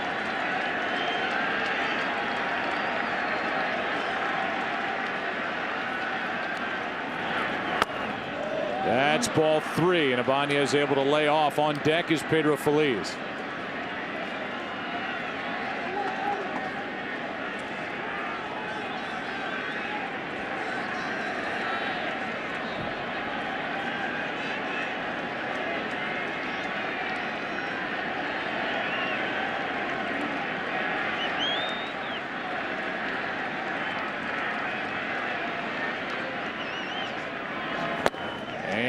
That pitch a little high, a check swing, and back-to-back walks with a pass ball mixed in. And the tying run will come to the plate here for Philadelphia in the 4th. No doubt Ibanez held up. While we talked about Joe Girardi, Charlie Manuel in the other dugout in his 5th season. He's won 3 straight National League Eastern Division titles. This Philly club really takes on his personality. They just keep coming at you. He doesn't play games as a manager. He tells you exactly what he thinks. The Phillies do not quit as the pitch misses up for ball 1. We talked about Joe Girardi being confident. Charlie Manuel's as confident as anybody. Confident and competent. 43 comeback wins, third best total in baseball for the Phillies during the regular season. Andy Pettitte feels, I'm sure, like he's getting squeezed as he snaps at the baseball, getting it back from Posada. 2-0. 2 on, 2 out with back-to-back walks.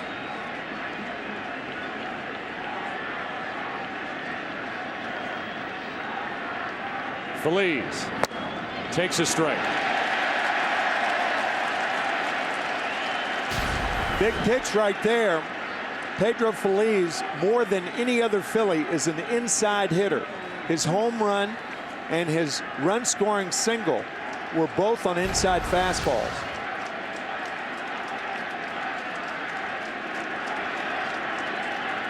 Two home runs this postseason. Good pitch from Pettitte. 2-2.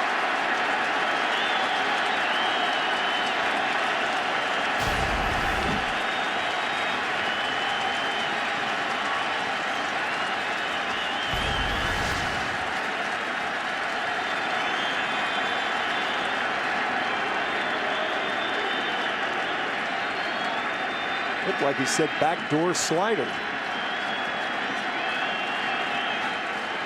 To Posada.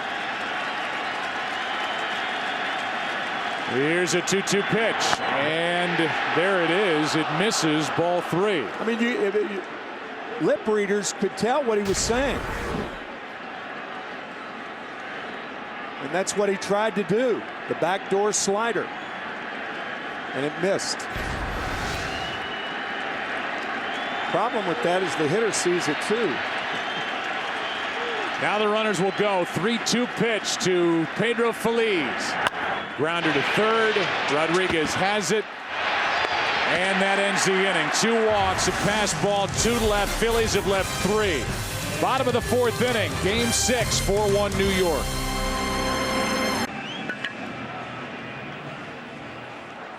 What a beautiful night in New York City. We're in the Bronx, bottom of the 4th inning. Yankees bat, and the first pitch is strike from Pedro Martinez to Robinson Cano. Lined out to the second baseman Utley his first time. It'll be Cano, then Swisher, then Gardner, bottom 3 in the lineup. With the Yankees up 4-1. 1 ball, 1 strike. Now Chad Durbin gets loose for Philadelphia. In case the Yankees get something started. Matsui with a 2-run home run and a 2-out 2-run single in this game. And there's a grounder foul outside first. With the count 2-2 on Pedro Phillies, runners on at first and second, you could read Andy Pettitte's lips. Watch. Backdoor cutter, not only saying backdoor cutter, but nodding with his head that he wanted the pitch away, and the pitch missed away. Eventually Pedro Phillies grounded out as Cano fouls it away. Here's that pitch that missed on 2-2.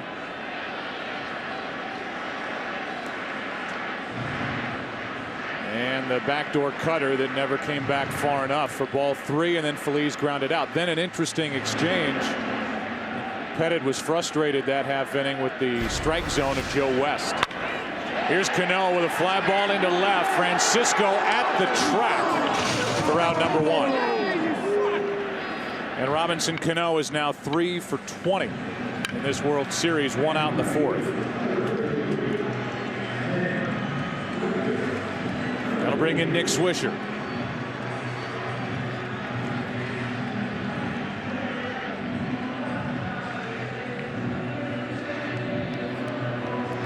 Swisher fly to left his first time up. Pedro Martinez trying to get through the 4th.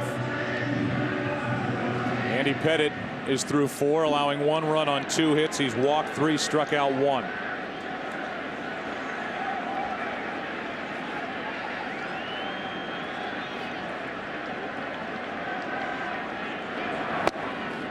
Good pitch from Martinez, strike 1.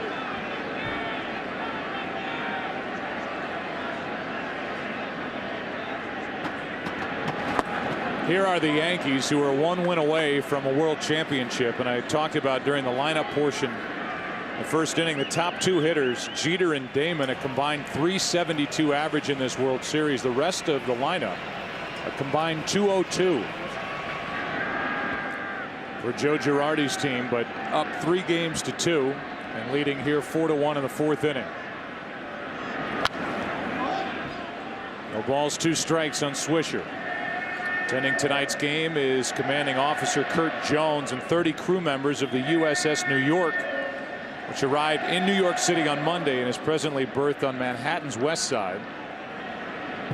Commissioning of this Navy warship will take place on Saturday, and there's more to the story. The 0-2 pitch. That's high. 7.5 tons of steel from the World Trade Center was melted down and used to construct the bow of the ship, which is one of the most technologically advanced vessels ever put together.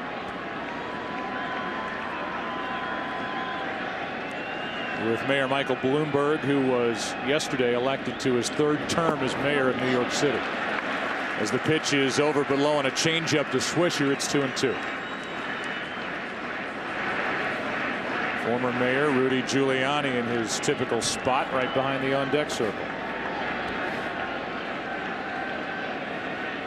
Gardner on deck, 1 out, nobody on. 2-2 pitch to Swisher. Ball 3. One of the few curveballs that Pedro has featured tonight. He has not thrown it that often, and it misses outside.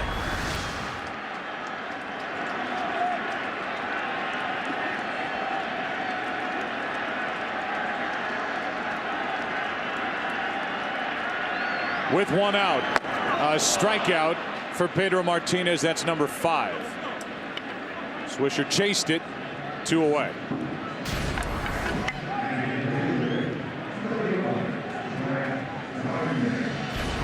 So 5 strikeouts to go with 2 walks and 4 runs on just 3 hits.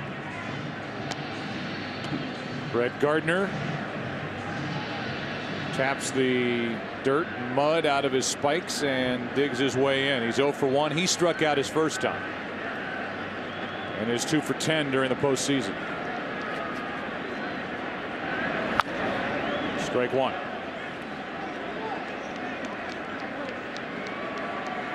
Gardner, who went on the disabled list at the end of July on the 26th, didn't come back to the active list until the first week of September on the 7th with a broken left thumb. Started this season, was hitting .303 through the 26th of June, but only .219 since. Playing because of the hamstring injury to Melky Cabrera.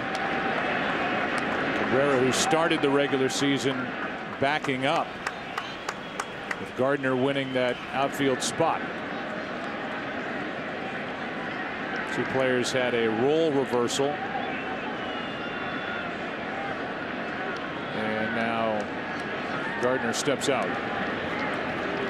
Gardner went to the bench. Cabrera took over, and during the course of the season had some big hits.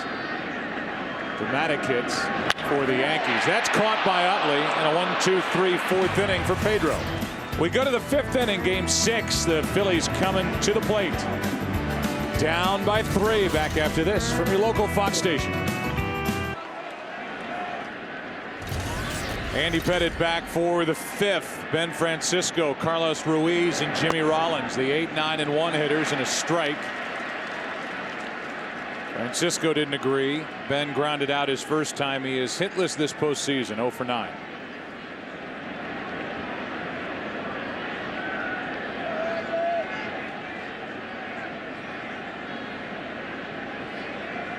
Andy Pettitte has walked 3. He's now thrown 63 pitches on the night. Trying to work his way through the 5th inning, and that's off the end of the bat and foul. Strike 2.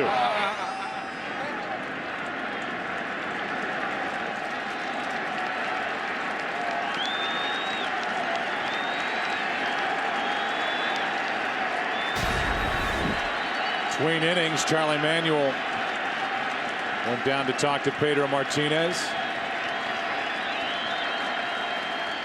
Bullpen is quiet for Philadelphia. Got Pedro to smile. 0-2 pitch. Got Francisco looking, and strikeout number 2 for Andy Pettitte. Sometimes as a hitter, you think a pitcher's going to waste one, and he doesn't.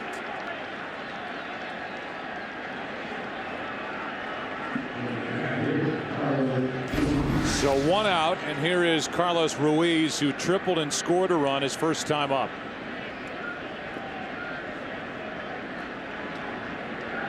Hit the ball off the wall in left center field, about 399 feet away.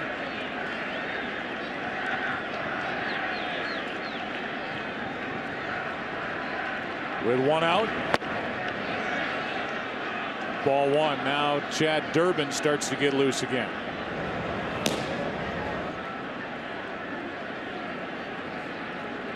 Pedro's gone 4, allowed 4 runs on 3 hits. Struck out 5, he's walked 2, allowed a home run, hit about it. 2-0 on Ruiz. Trying to get something going with the top of the lineup. Presented by Rollins next. There's ball 3.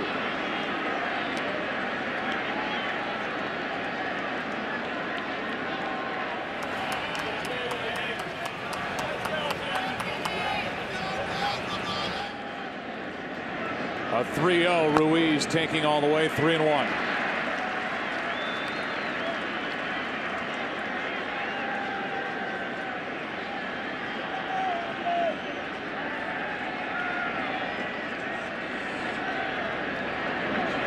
And a 1-out walk. 4th walk issued by Andy Pettitte. Jimmy Rollins is coming up. This January, when your life is on the line, he's the best protection money can buy. Christopher Chance is half detective, half bodyguard, in all kinds of trouble. Mark Valley stars in Human Target, a new series coming this January to Fox. Here's Rollins, 0 for 1 with a sac fly.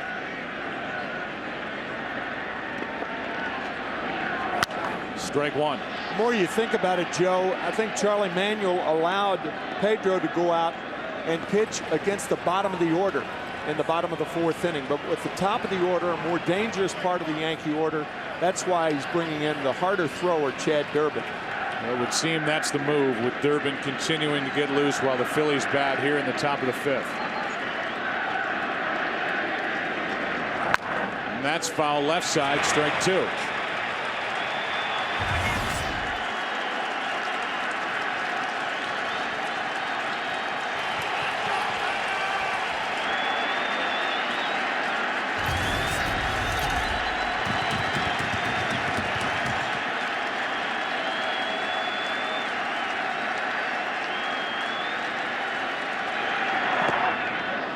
Blocked by Posada, ball 1. Rollins now 5 for 20 in this World Series, 2 RBIs.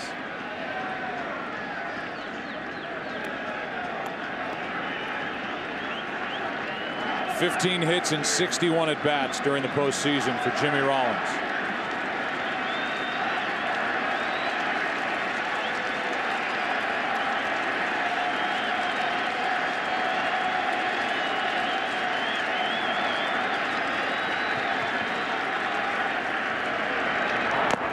Two and 2.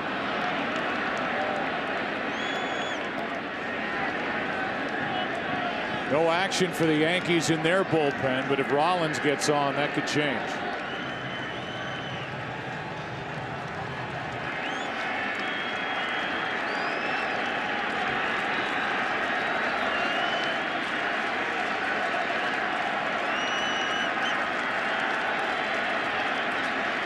Two-two pitch. Left side, Rodriguez to second, out over to first. Double play, 5-4-3. Andy Pettitte through 5 on 3 days rest, leading 4-1.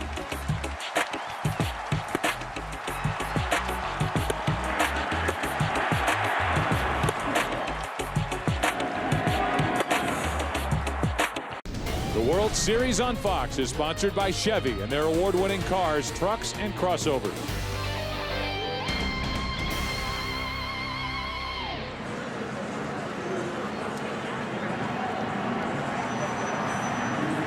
Chad Durbin takes over for Philadelphia in the 5th. Pedro Martinez goes 4. As you look at the numbers this postseason for Durbin, 4 runs allowed on 3 hits for Martinez. 2 walks, 5 strikeouts, a home run, a hit batsman. Durbin first out of the pen. Jeter takes ball 1 low. It'll be Jeter, then Jerry Hairston took over for Johnny Damon in the 4th when Damon injured a calf muscle running the bases. Then Teixeira, 1-0 pitch, ball and a strike.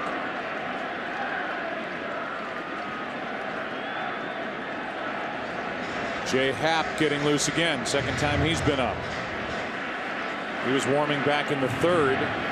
He stayed in the bullpen.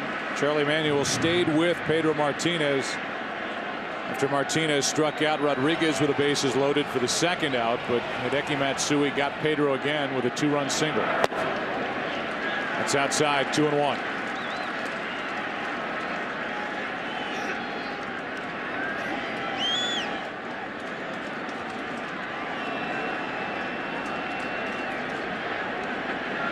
The next from Durbin. Fly ball pretty well hit left center field. Back is Francisco on the run. Won't get there. It takes a hop and goes into the bullpen for a double. And it's Jeter's first extra base hit of the night. Left fielder Francisco playing Jeter about straight away. And that ball kept carrying over the glove of the outstretched arm. Now you have Hairston up there, and you can look for the bunt with Teixeira and Rodriguez coming up. That is the 174th career postseason hit for Derek Jeter, 10th this World Series.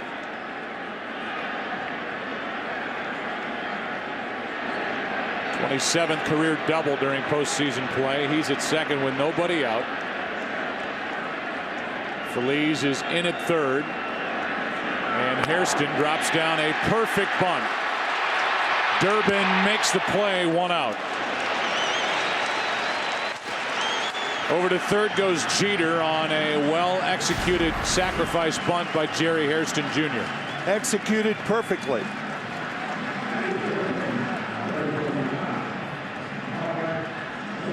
That's a blueprint of how to do it right there.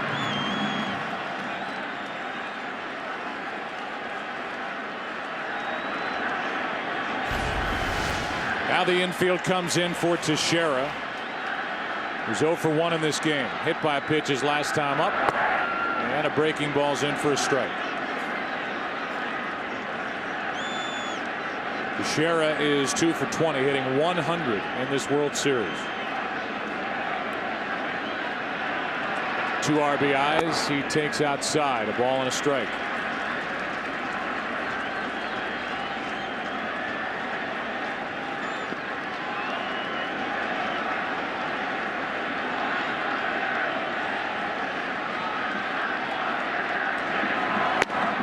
That's wide, 2-1.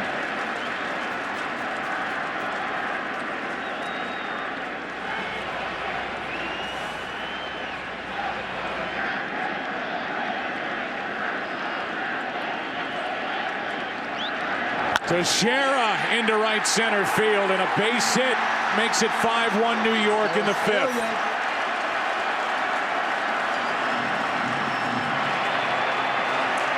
Looked like Teixeira was looking breaking ball. Really turned on that pitch. You have first base open. The first pitch was a curveball. Teixeira right on it. Wasn't a bad pitch. You almost have to be looking curveball to hit a pitch like that hard.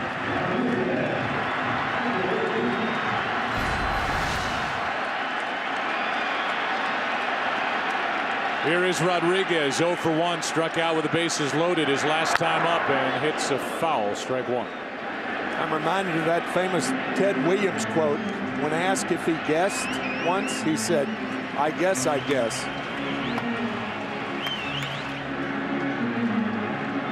Always talked about his incredible vision, ability to pick up the spin of the baseball right out of the pitcher's hand and identify the pitch. Rodriguez waits for the 0-1. That's on the inside corner. Rodriguez was called out on a pitch over the outside part, maybe just beyond his last time. Didn't like the call. Normally that slider is supposed to be away, but that's a backup slider intentionally thrown on the inside from a right-hander to a right-hander. Count 0-2. Ball 1.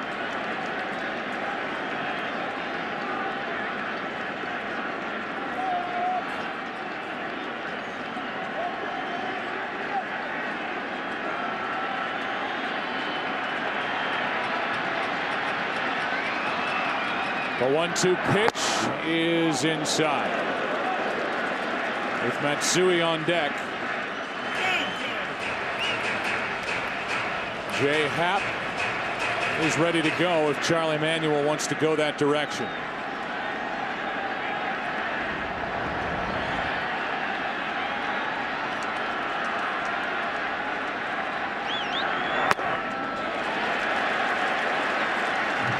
That's ball 3.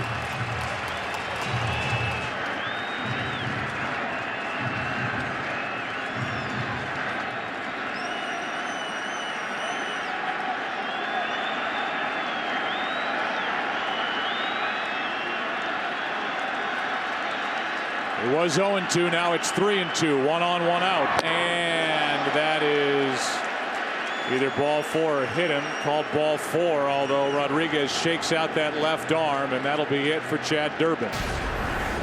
See if this hit Alex Rodriguez. Very close. Yeah, hit the uniform. But a walk called by Joe West. And it's 2 on with 1 out. Matsui is coming up. Charlie Manuel will take the baseball from Durbin, give it to Jay Happ. Yankees have added to their lead. It's 5-1 here in the 5th inning of Game 6. As we peek across the street in the darkness at the old stadium, our Jeep trivia question: when was the last World Series Game 7 at Yankee Stadium? The answer, 1957. Wow. The Milwaukee Braves defeated the Yankees 5-0. Lou Burdett with a 7-hit shutout, his 3rd win of that series. Here's Jay Happ, and a big hand for Hideki Matsui. As you look at the World Series numbers, 3 homers, 6 RBIs, average of .636. He could be the MVP if the Yankees go on to win. In his final year of his current contract with New York, and there's ball 1 in the dirt. What are the chances, Ken Rosenthal, that Hideki Matsui comes back to the Yankees next year? Joe, the consensus is that the Yankees will keep either Johnny Damon or Matsui, but not both. They want to get younger, they want to get more athletic, they want to open up the DH spot for some of their older players. Probably Damon is the safer bet. 2 on, 1 out. The 1-0.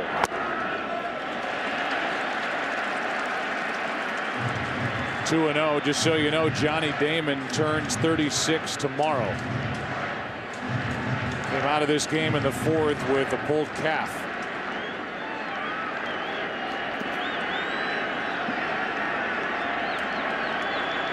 Hideki Matsui is 35. The 2-0 pitch.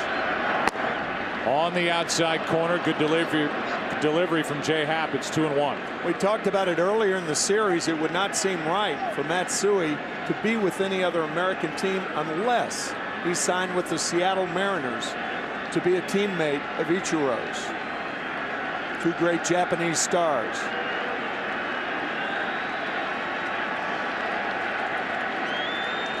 The 2-1. Ball 3.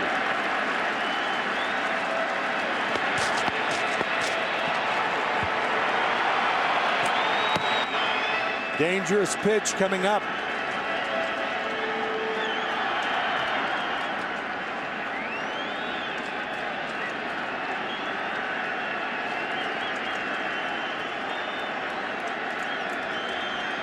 The 3-1 pitch is hit in the air into right center field.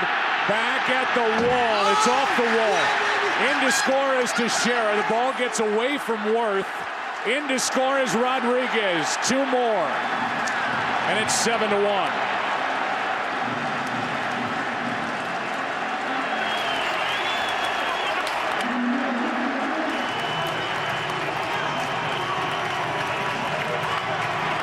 We said it earlier, it's 14 hours ahead of New York time, so it's close to noon tomorrow in Tokyo, and if you think they're not celebrating, 3 hits, 6 RBIs for Matsui in this game. What a performance.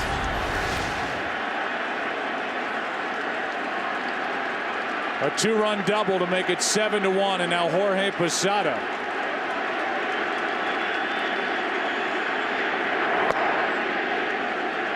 Strike 1.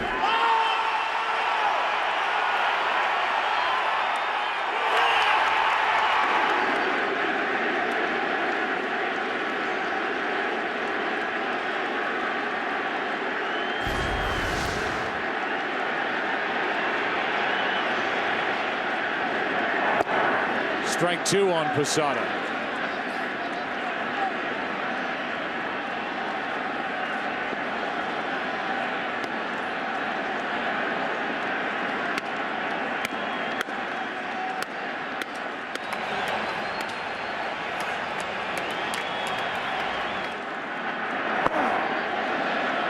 Ball 1.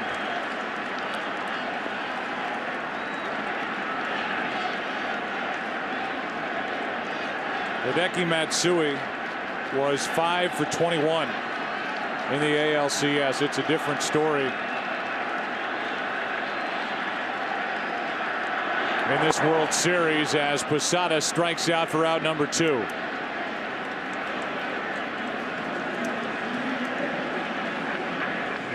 Jay Happ came into the game to get the left-handed batter Matsui, fell behind him, and Hideki Matsui got Jay Happ. And all 3 runs in this inning are charged to Chad Durbin.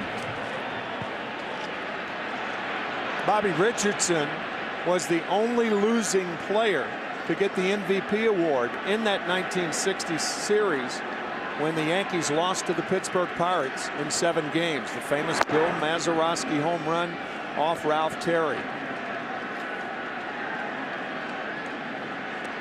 Cano takes a strike. Robinson 0 for 2.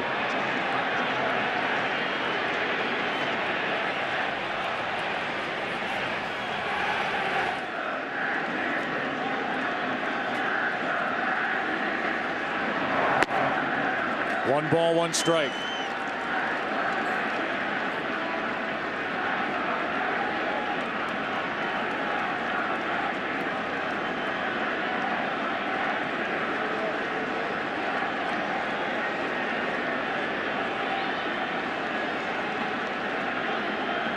Matsui at second, 2 out. Now ball 2 to Robinson Cano.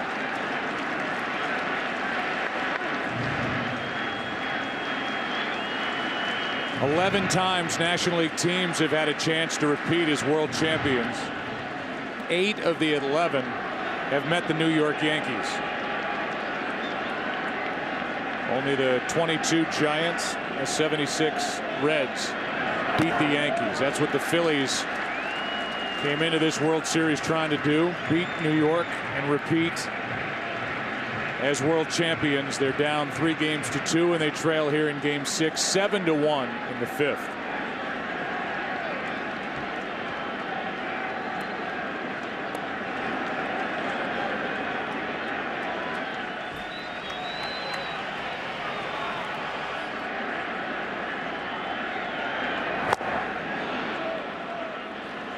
Full count now on Cano.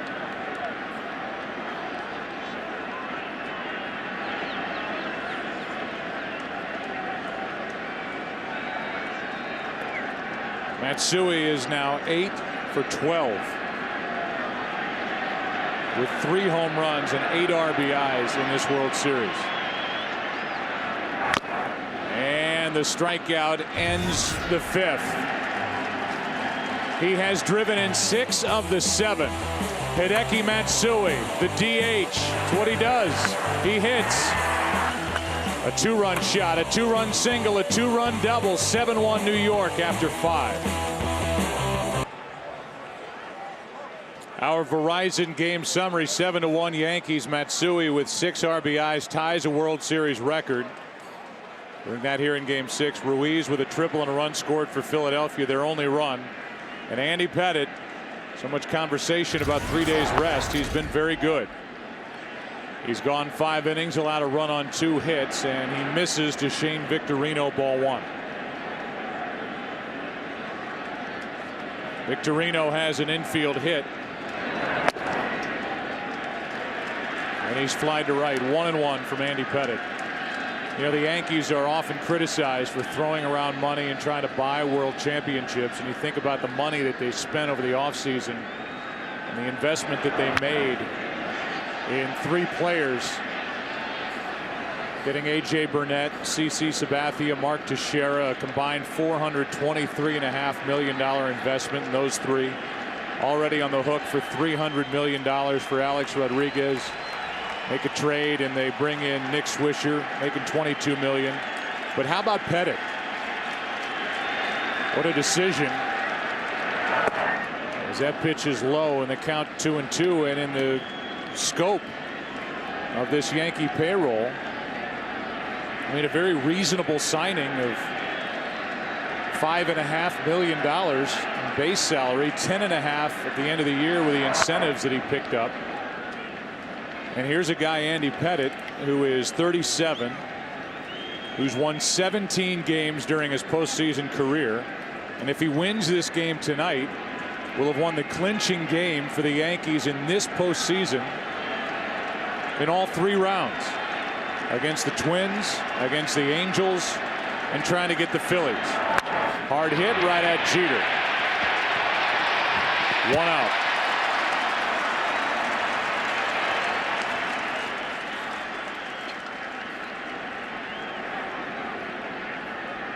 And when you look at his World Series history in the clinching games, he won in San Diego game 4 in that 4-game sweep in '98.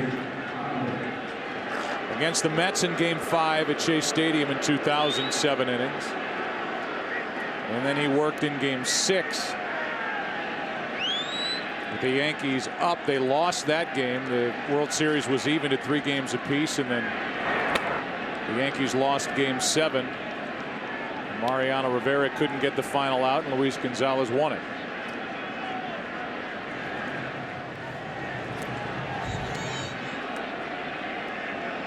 Job at Chamberlain now starts to get loose with 1 out, and the base is empty here in the 6th. Good fastball right down the middle, 1-1.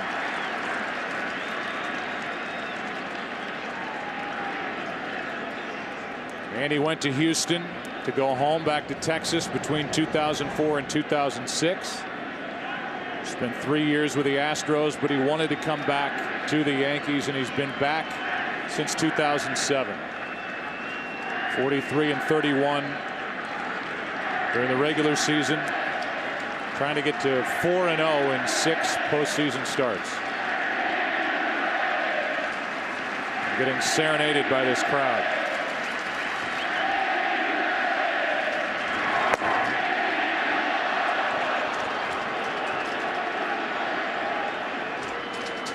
Andy Pettitte has been so methodical in his pitching to left-handed batters.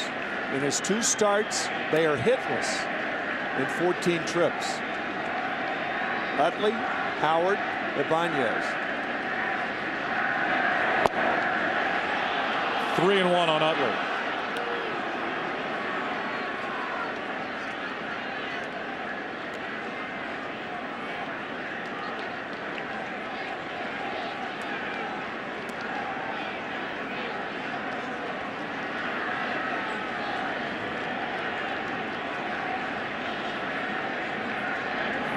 That is hammered down the right field line, foul.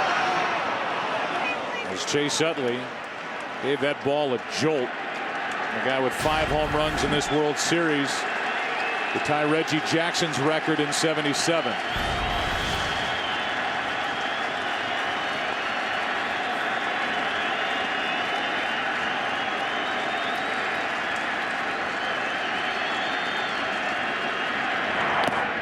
A 1-out walk, and that's the 5th walk issued by Andy Pettitte. Ryan Howard coming up.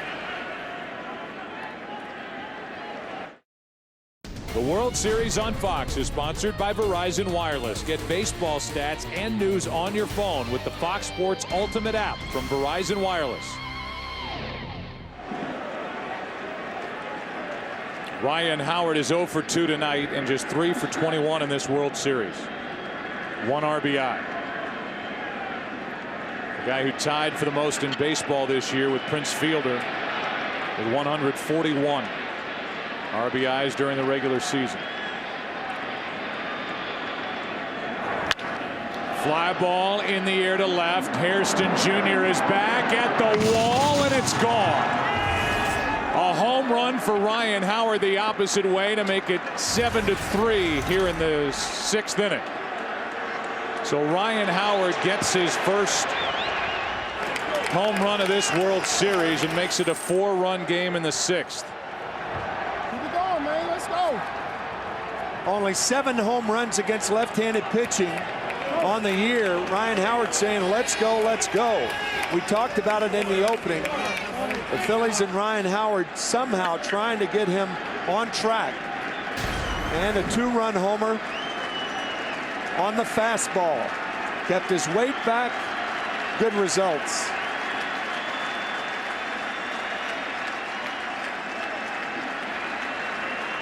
Just got it over the wall and left.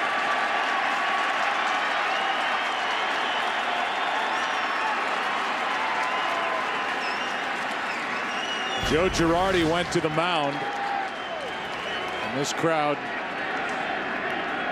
applauded and was relieved to see Girardi leave Andy Pettitte in the game with Jabba Chamberlain getting loose. Here is Jason Worth as the Phillies try and climb back into this game. Now down by 4. Strike 1. Pretty easy to figure out Joe's thinking here. Looks like Pettitte will pitch to 2 more hitters, Worth and Ibanez. Ball and a strike.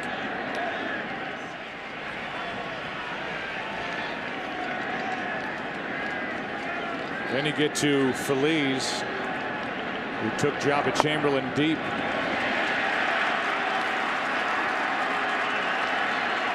To tie game 4 on Sunday night in Philadelphia. 1-2 on Jason Worth. 2 out.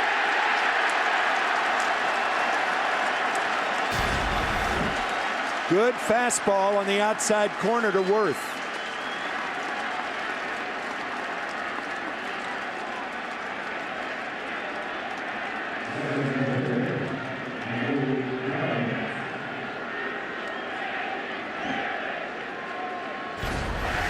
That'll bring in Raul Ibanez.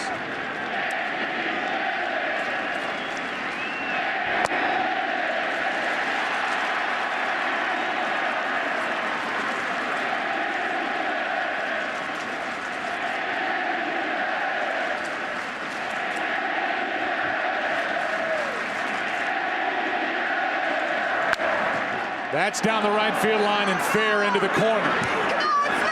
Going to dig it out is Swisher. Ibanez into second with a 2-out double. And that'll be it for Andy Pettitte. Phillies coming up, Jabba Chamberlain coming in. And this crowd will let Andy Pettitte hear it on his way off the field.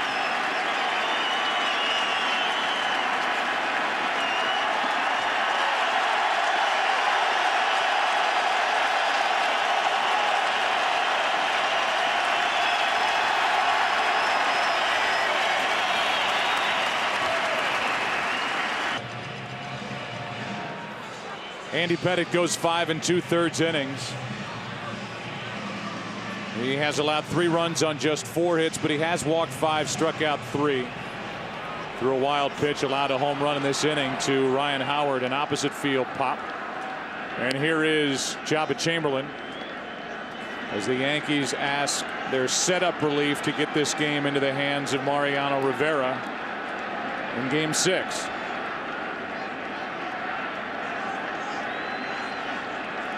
Jabba Chamberlain has been trying to round back into form. And he faces the guy Pedro Feliz, who took him out of the park on Sunday night to tie Game 4 in the 8th inning.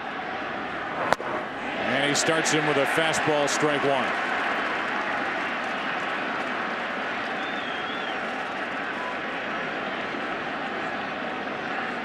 Feliz 0 for 2 tonight.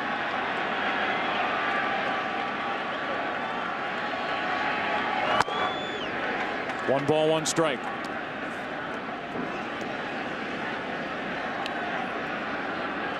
Joe Girardi has told us privately and in our interview that he wants and is willing to use Mariano Rivera for 2 innings tonight, if necessary. But don't hold me to it. A 1-1 pitch. Slider misses. 2-1. To stick with the 2 innings as a guide, it means the Yankees need to get 4 more defensive outs before Rivera, or looking at it the other way, the Phillies have to get something done here in their next 4 outs before they have to deal with Rivera as they trail by 4, a 2-2 count on Feliz.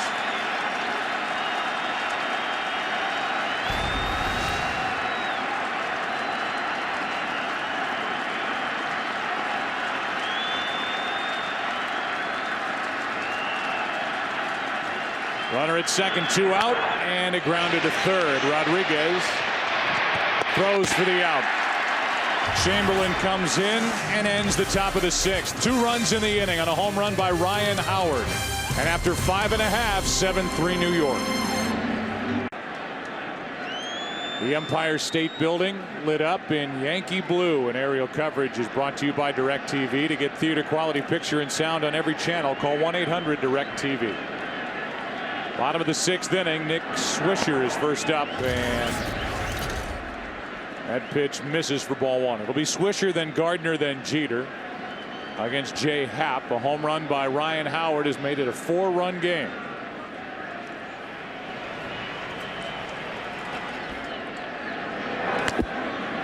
Two 2-0 from Happ.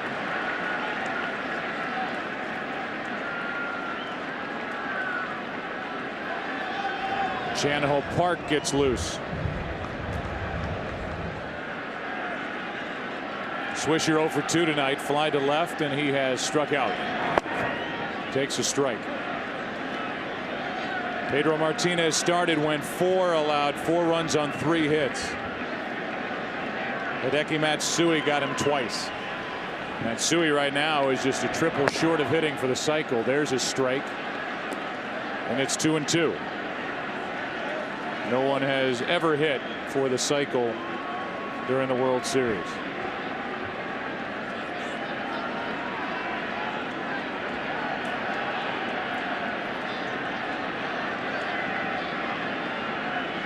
A 2-2 pitch from Happ. And a high fly ball down the left field line. Francisco in the corner. And cannot get to it. A foul ball out of his reach. Still 2-2. That was a similar pitch on which Nick Swisher homered in Philadelphia. Good try by Francisco, leaping like it hit the webbing and fell out. Here's that pitch similar to the one he hit against Happ in Philadelphia.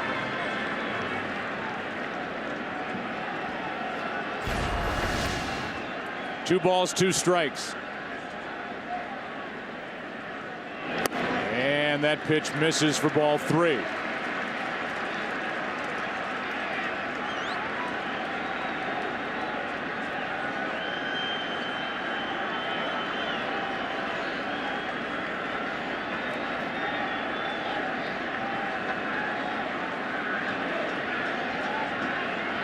3-2 pitch is off the end of the bat. Foul.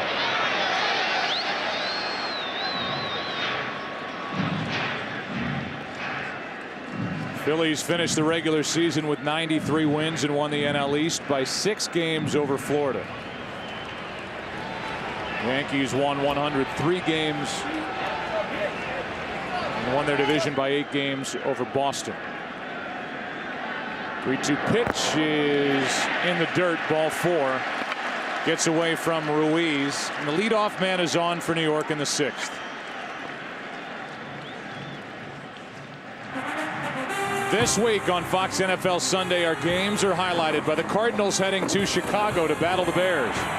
While the Panthers try to stop Drew Brees and the undefeated Saints. Coverage begins Sunday, beginning with America's #1 pregame show on location in Afghanistan at a special time of 11 a.m. Eastern, 9 a.m. Pacific. Check local listings for the game and start time in your area. So that'll be a special day on Sunday here on Fox. Gardner up there to bunt, an excellent bunter, probably the best in the American League, and didn't show bunt there. Gardner is so good at bunting, he can show late and really doesn't have to get in position. Outstanding bunter. 0 for 2 swinging the bat in this game 6, and he squares around, takes a strike from the lefty Happ.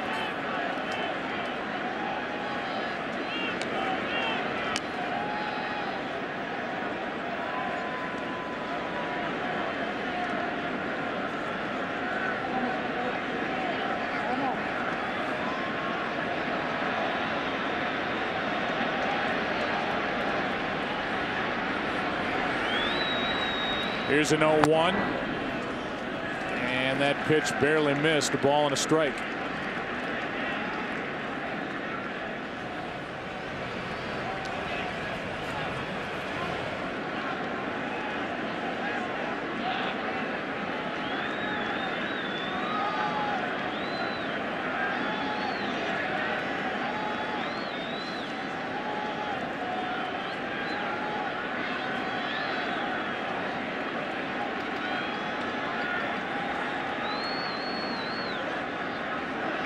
The 1-1, and the bunt foul back over the backstop. Strike 2.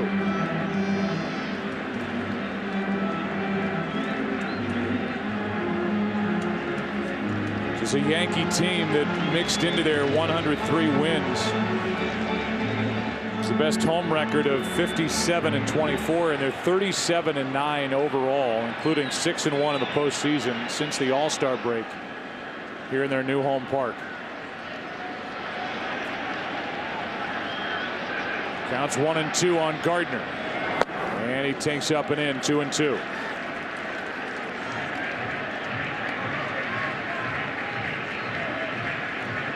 A leadoff walk to Nick Swisher.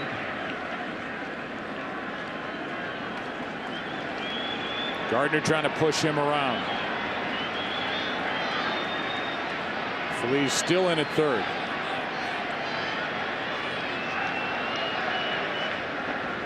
And strike 3 called. 1 out. Third strikeout for Jay Happ. Gardner's 0 for 3 tonight. Good fastball at the knees to get Gardner.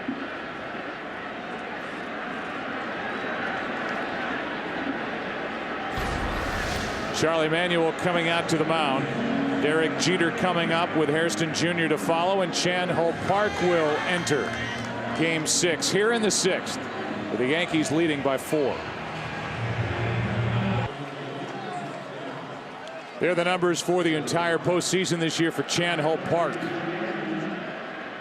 who has shown increased velocity down the stretch and in the postseason for Philadelphia. 1 on, 1 out. Derek Jeter will be the hitter, with Jerry Hairston Jr. to follow. Bullpen is quiet for the Yankees and now quiet for the Phillies, as Park is the 4th pitcher of the night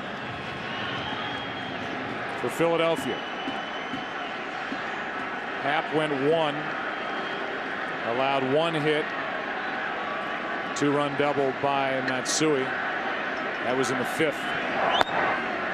There's a pretty good pitch called ball one. Happ struck out 3, walked 1.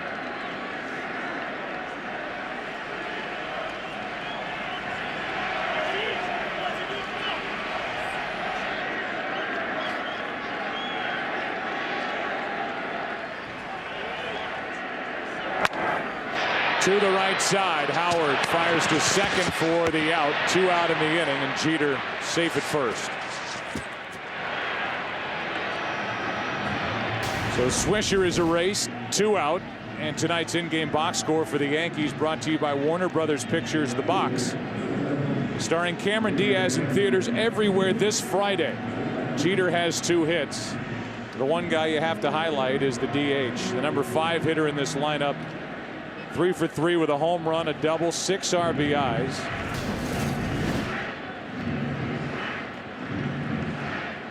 Two-run home run in the second off Pedro Martinez started the scoring. A 2-out 2-run single in the third, and then a 2-run double in the 5th.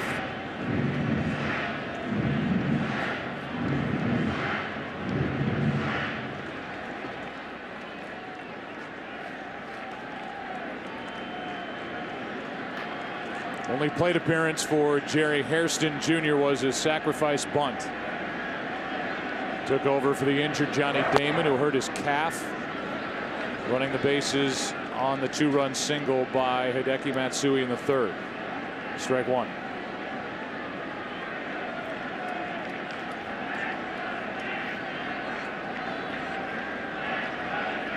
Philadelphia in the 7th inning will have Francisco, Ruiz, and Jimmy Rollins.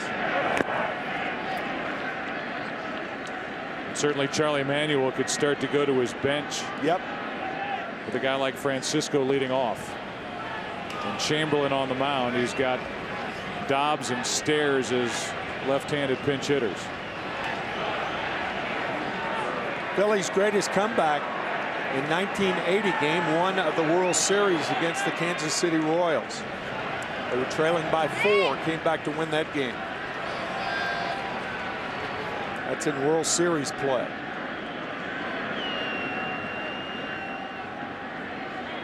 Here's a 1-1. Left side, it's a foul ball.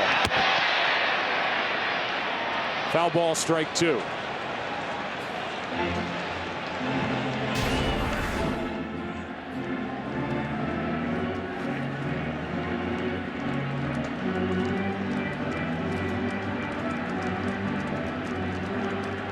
Good call by the third base umpire, Brian Gorman.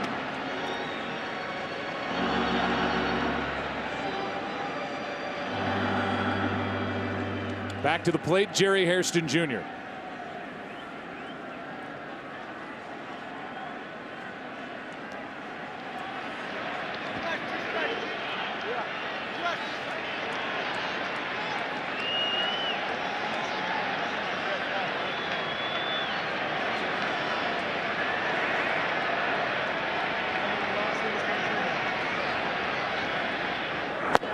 And that's outside, 2-2.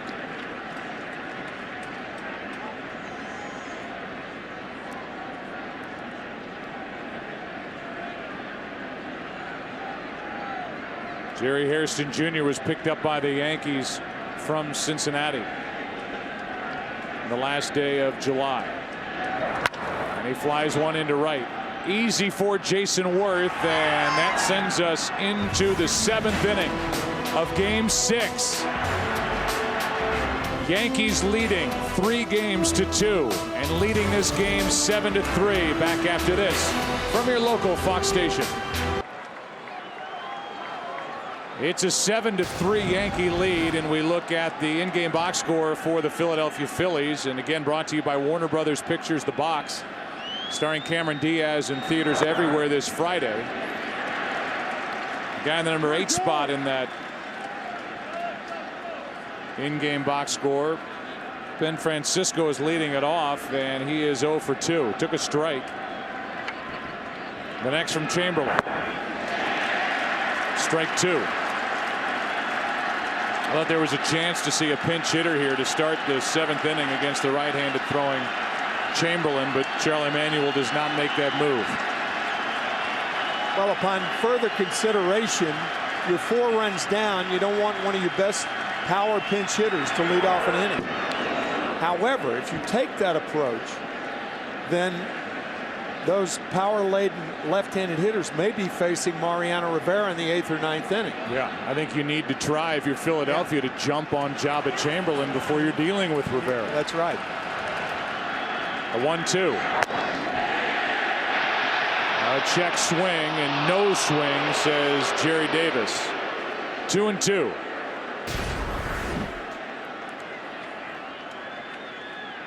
Just held up. Very close. Ruiz on deck. Francisco strikes out. 1 away.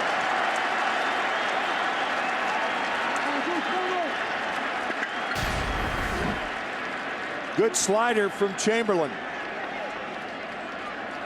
He has shown better stuff his last couple of times out. Yeah, he has. Better velocity, tighter breaking ball. And he just got Francisco with one to start the 7th, and now Carlos Ruiz, who has tripled and scored and walked. Damaso Marte starts to loosen for the Yankees in their pen. Ball 1 to Ruiz.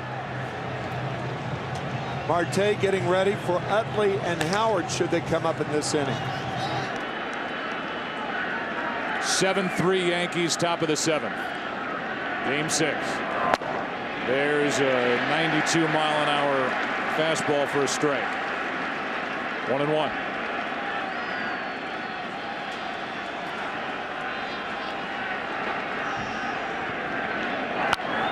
Strike 2. 95 from Jabba Chamberlain.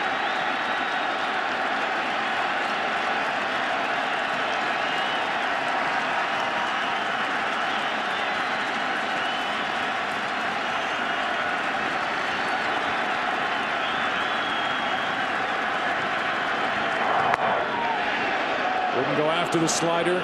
2-2.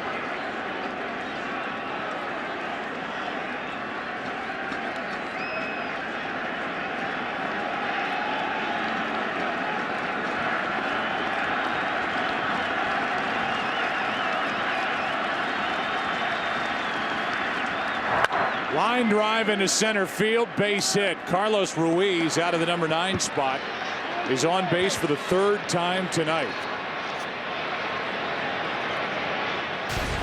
What a terrific postseason Carlos Ruiz has had. Tripling and scoring the first run for the Phillies in the 3rd inning. Now singles with 1 out. Phillies desperately trying to get something going against Chamberlain. Now it's Jimmy Rollins, and Ruiz is doing this in 2009 after a very good postseason in 2008. He has come alive in October again, as that one drops in for a strike to Rollins, who's 0 for 2 with a sac fly.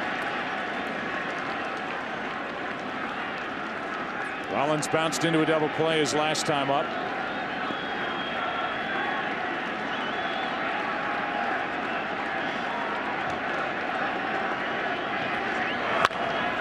To the right side, Cano out at second, and no chance to get Jimmy Rollins 2 out.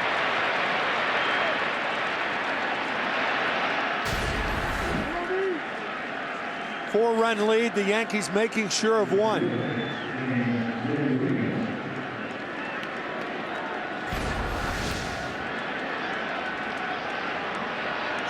Now Damaso Marte picks up his pace out in the bullpen with Victorino up. If Victorino can get on, Chase Utley, who has hit 5 home runs in this World Series, would step to the plate with a chance to make it a 1-run game. Ball 1. Victorino 1 for 3. That was against Pettit, who went 5 2/3 innings, 3 runs on 4 hits. Did walk 5, struck out 3, allowed a home run, and is in line for the win. The Yankee bullpen hangs on.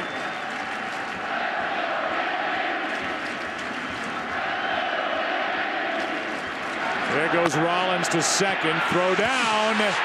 Not in time. But awfully close, trailing by 4. Posada did what he could. It is a fine throw right on the bag. Jeter with a quick tag, and Rollins just in there.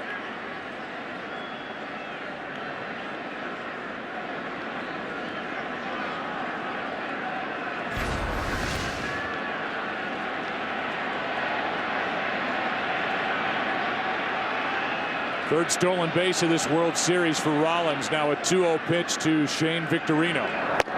3-0. And this could get very interesting with Chase Utley next.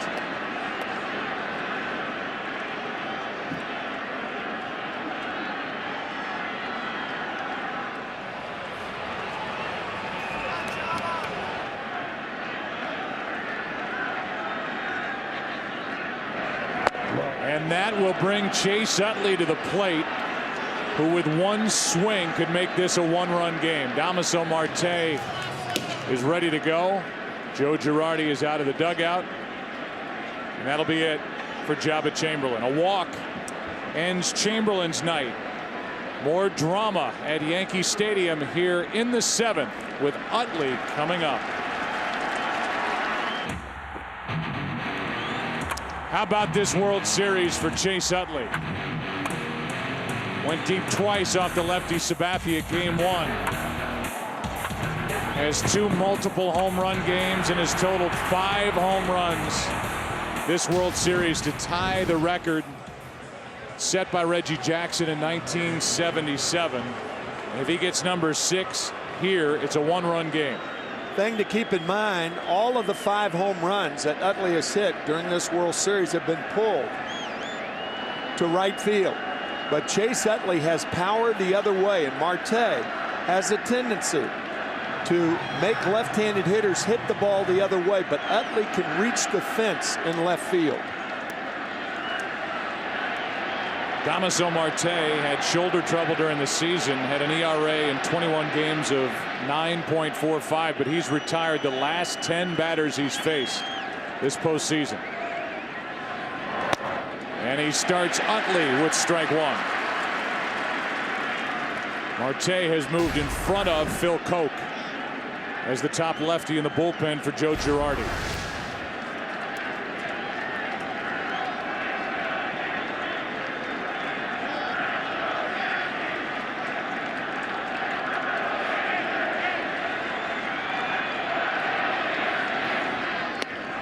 There's strike 2.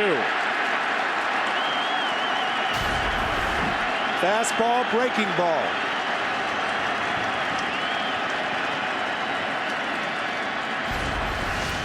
And now as Posada goes out to talk to Marte, realized that Damaso allowed 1 home run to a left-handed batter in 2009. That was Grady Sizemore back in April. 2 quick strikes on Chase Utley.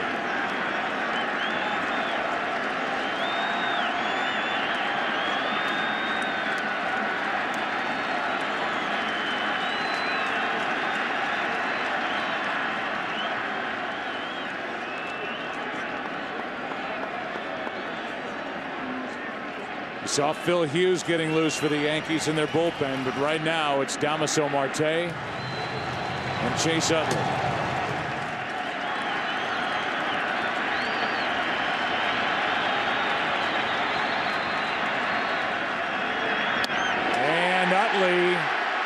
Went, inning over. A 3-pitch strikeout by Damaso Marte as he gets Chase Utley to chase. Time to stretch in game 6. Yankees leading this series 3-2 and leading game 6 by 4. The World Series is sponsored by DJ Hero. 93 original mixes now in your hands. By Frost Brewed Coors Light, the world's most refreshing beer. And by Chevy and their award-winning cars, trucks, and crossovers. Bottom of the 7th inning, game 6 in tonight's DJ Hero highlight reel.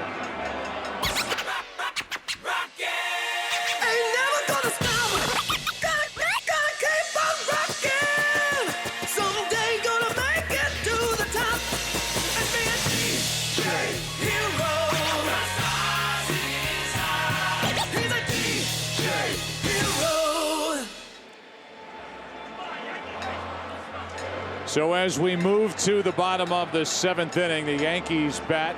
It's game 6, 7-3 New York tonight. We look back at some other memorable game 6 moments. 1975, the home run by Fisk. Reggie, game 6 in 77. 3 times in that game, 5 in that World Series. The Mookie Wilson ground ball, the Buckner miss. Game 6, Mets won game 7. 3rd inning catch by Kirby Puckett, game 6 of 91. And an 11th inning home run, and then Joe Carter, he'll never hit a bigger home run, game 6 of 93 to beat Philadelphia. And how about Hideki Matsui tonight and his game 6? A 2-run home run off Martinez in the 2nd. A 2-out 2-run single off Martinez in the 3rd. And then against the lefty Jay Happ, a 2-run double. 6 RBIs as the Yankees have scored 7 on the night. And if this is his final game in a Yankee uniform, and it could be, he is trying to go out with a bang. And could be the first guy, if he hits a triple before the end of the night, to hit for the cycle in a World Series game. Chan-Ho Park will pitch to Mark Teixeira. Scott Air gets loose. Rodriguez and then Matsui. 7-3 Yankees, and Mariano Rivera is up.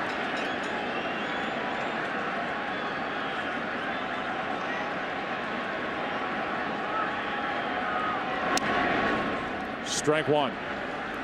I think what will happen is Marte will be allowed to pitch to Ryan Howard, who's scheduled to lead off the 8th inning. And then Rivera will be in the game. Ball and a strike on Teixeira, who has an RBI single and a run scored. He's been hit by a pitch and fly to right.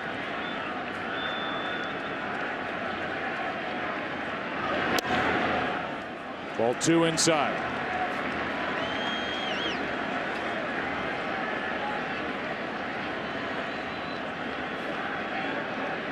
The shift on the infield for the Phillies as Teixeira pulls it foul. 2-2. First year in a Yankee uniform, and Teixeira led the American League in home runs and RBIs.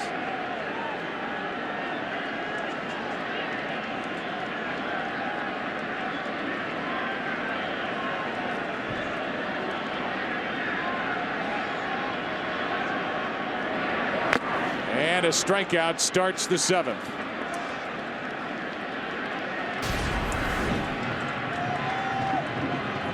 Park with a high fastball to get Teixeira. Corralled by Carlos Ruiz, and here is Alex Rodriguez. Anticipating a standing O for Hideki Matsui. I am. He's deserving of one.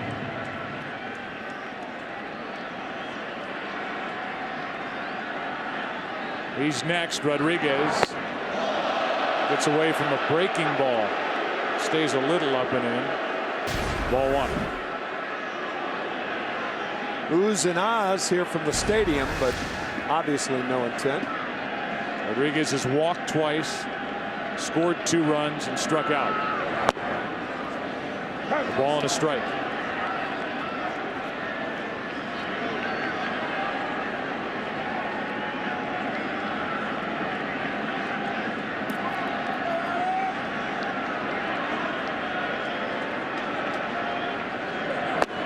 Good breaking ball from Park. That's strike 2.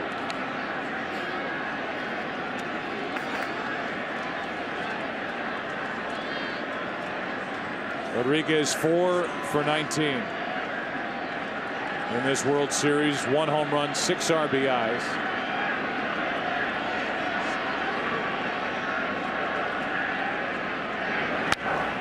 And he fights it off. Rodriguez is 1 RBI shy of tying the all-time record for the most RBIs in a single postseason, which would be 19, and the record held by 3 players: Sandy Alomar Jr. from 97, David Ortiz, Scott Spezia.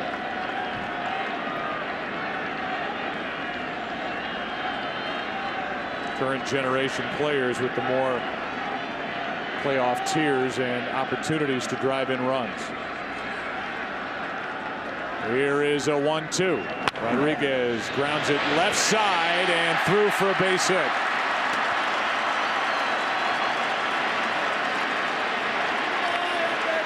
And Scott Air, it appears, will come out of the bullpen and work to Matsui.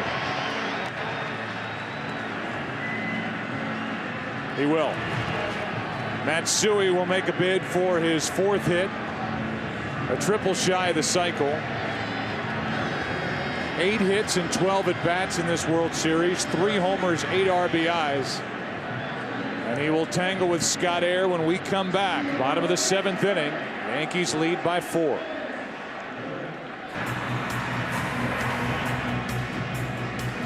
Hideki Matsui, who's having a big night, will face Scott Air,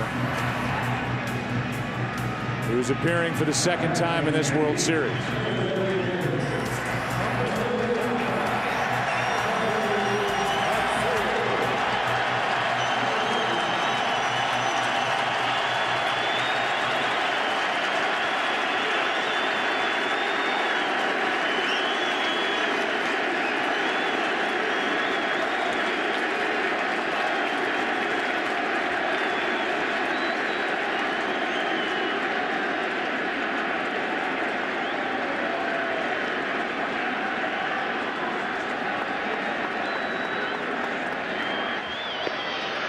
Check on Rodriguez, who's at first with 1 out here in the 7th.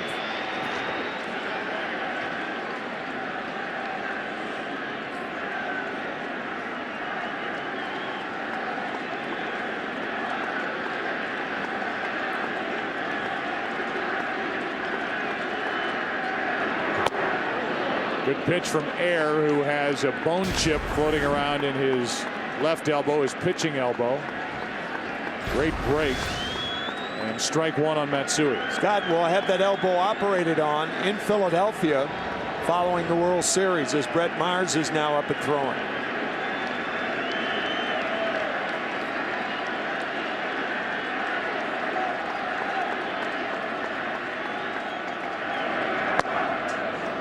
That's outside.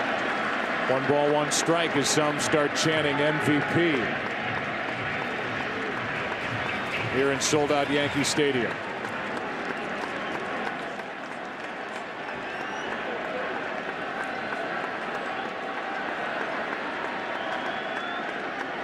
One ball, 1 strike, 1 on, 1 out. And strike 2.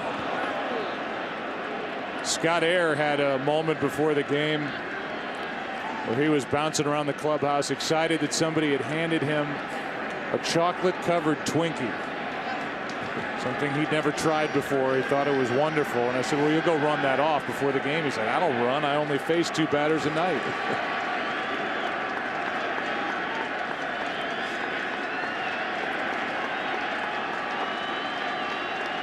Here's 1-2 pitch. With a runner at first, there goes Rodriguez. A check swing on a pitch in the dirt. They appeal, and Matsui strikes out. Could not hold up. Down to second goes Rodriguez, 2 out. Rodriguez with a great jump from first, and on the breaking ball, Matsui goes too far. So a stolen base for Rodriguez. And he chose the right pitch on which to run. That is Rodriguez's first stolen base of this World Series, 2nd of the postseason, and here's an intentional walk with Cano coming up. Posada, who is 0 for 3 tonight, will be walked in favor of Cano, who is 0 for 3 as well, and 3 out of 21 in this series.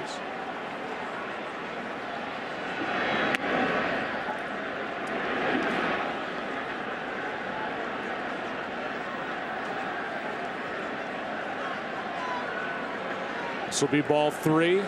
Cano will have a chance with 2 on and 2 out to add to a 4-run Yankee lead. And with Damaso Marte in the game, Mariano Rivera is continuing to get loose for the Yankees in their bullpen. Major League Baseball invites all fans to lend a hand by volunteering in their communities. For more information about how you can get involved, visit MLBGoBeyond.com.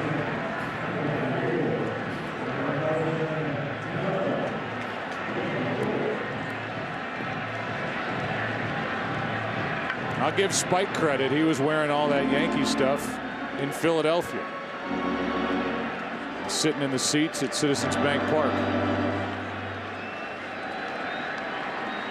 Here is Cano with 2 on, 2 out. Yeah, that little montage with Kurt, Regis, Donald, and Spike. Don't forget Rudy Giuliani. Yep. Scott Air and Robinson Cano. Outside, ball 1.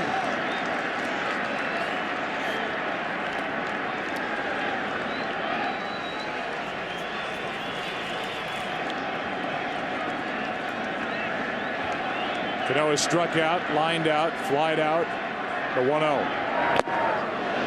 Fastball from Air. Strike 1. You could see Cano turn to home plate umpire Joe West and say strike. I think West probably said it was up.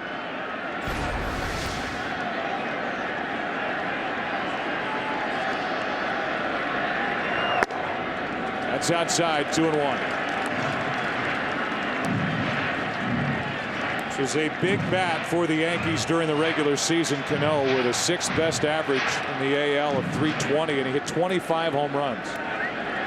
Drove an 85. Big production out of a second baseman. So far this postseason, not much. 11 for 56, no homers, 6 RBIs. Tied up with that pitch, 2-2.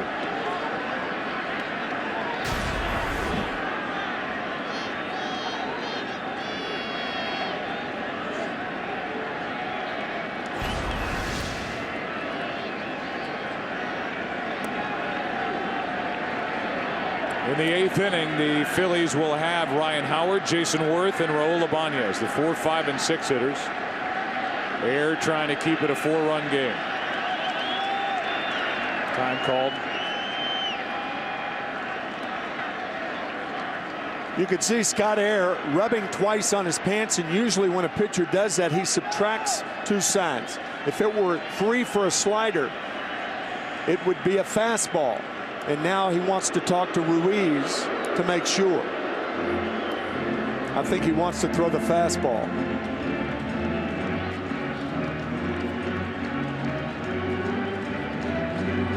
Pedro Martinez started this game for the Phillies, lasted only 4. Allowed 4 runs on 3 hits.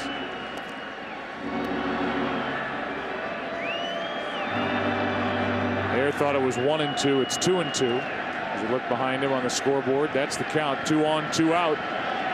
Cano chased it, strikes out. We go to the 8th inning, game 6. Phillies coming up down 7-3. Damaso Marte struck out Chase Utley with 2 on and 2 out. In the top of the 7th, now he will start the top of the 8th. But won't finish it. But Mariano Rivera ready in the bullpen when needed. Jason Worth will follow. Although if Joe Girardi with a 4-run lead wants to, he could keep Marte in the game to deal with Worth because of the presence of Ibanez. He talked to us about using Rivera for more than 1 inning, certainly here tonight. And that opportunity is here in the 8th. 0-2 on Ryan Howard, who homered his last time up. It may depend on whether Marte gets Howard out or not. If he gets him out, you'd think Rivera would be in the game. Howard strikes out. How about 2 batters faced for Damaso Marte? 2 strikeouts. He gets Utley, he gets Howard.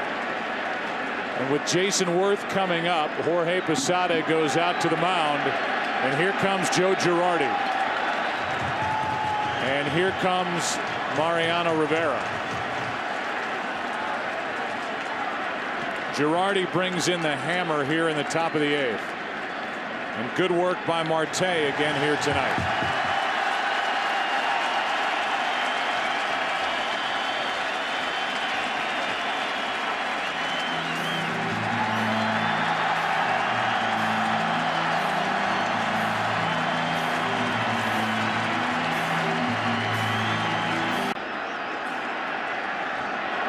'87 career postseason games, Mariano Rivera, 39 of 44. This is not a save chance. Only 20 postseason walks. And he misses to Jason Worth, ball 1.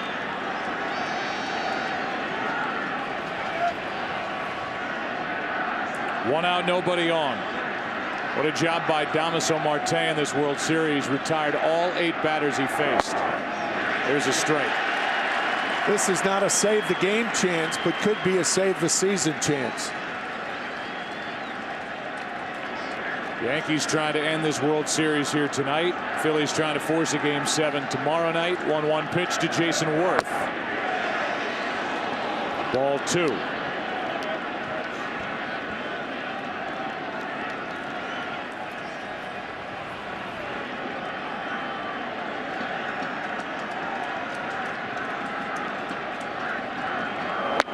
There's strike 2.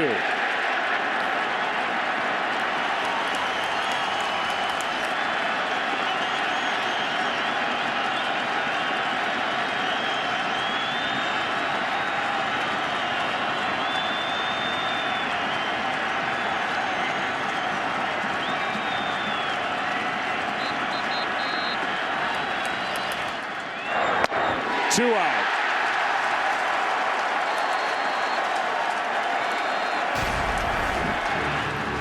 In this World Series, Mariano Rivera has done his usual work. Game 2, 39 pitches, a 2-inning save. Game 3, 5 pitches, no save, but he ended the ball game and got the save in Game 4, throwing 8 pitches. Did not work in Game 5, off day yesterday. Strike 1 to Ibanez.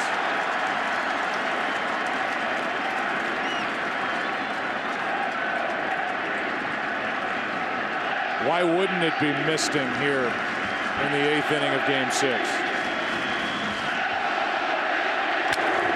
Shattered bat and a fly ball foul down the right field line. The rain has been a problem during this postseason, but as we play here tonight on the 4th of November, the temperature hasn't been a problem.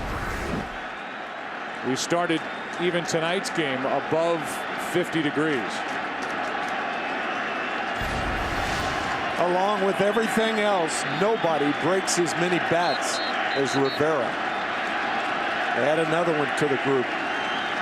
And it's 0-2 on Ibanez.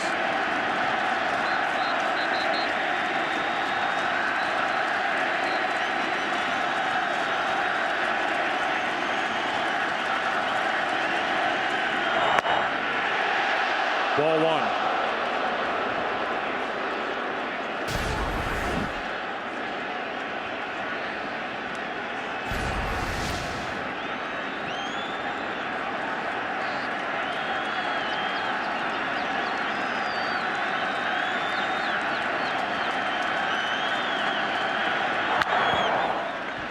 Ibanez stays alive. Rule tonight is fly to right, walked and doubled. Fantastic first season with the Philadelphia Phillies for Ibanez.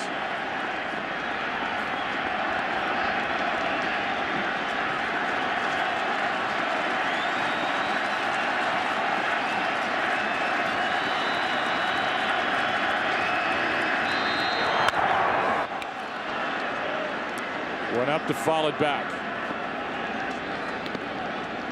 That's the thing about Rivera. Not only does he get you out, he makes you feel so futile as a hitter.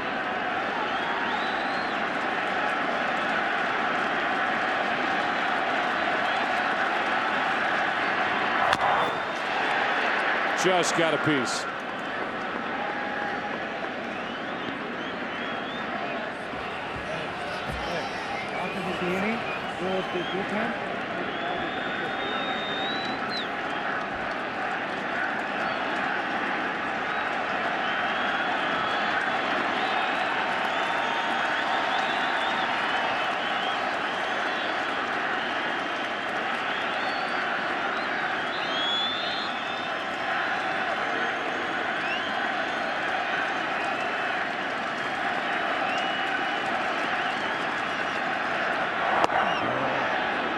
Two and two.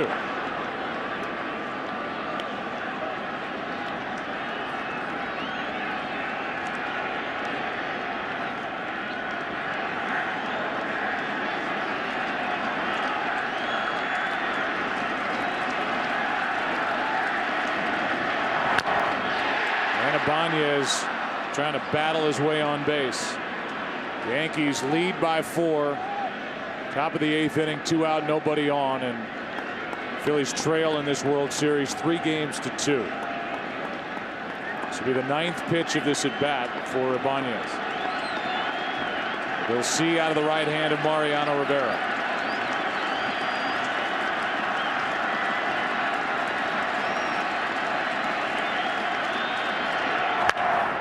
Into center. Gardner turns and goes and won't get there.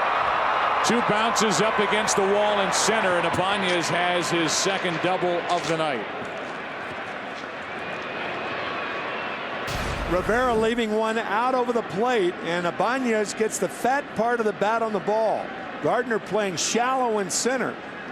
Actually turned around on the fly ball. Turns the wrong way. And then does a complete turn. Ball over his head, and Ibanez has a double.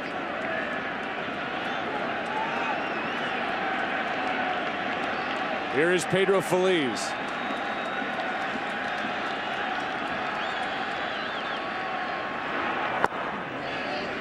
That misses, ball 1. Feliz in this game is 0 for 3.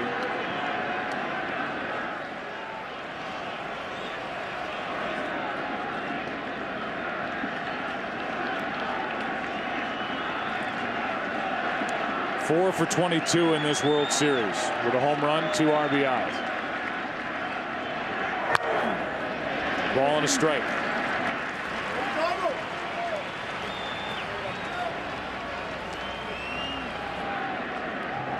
Charlie Manuel's Phillies last year in 5 games beat the Tampa Bay Rays.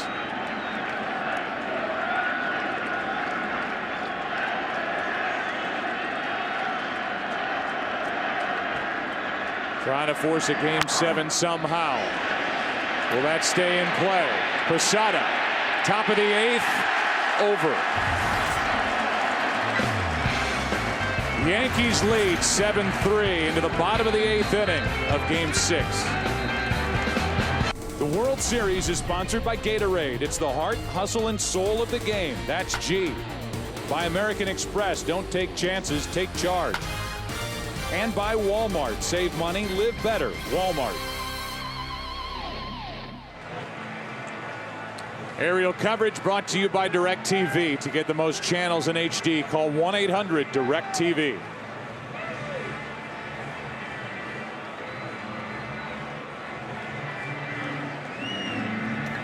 Scott Air closed out the 7th inning by striking out Matsui and Cano. Deal with Swisher, Gardner, and then Jeter.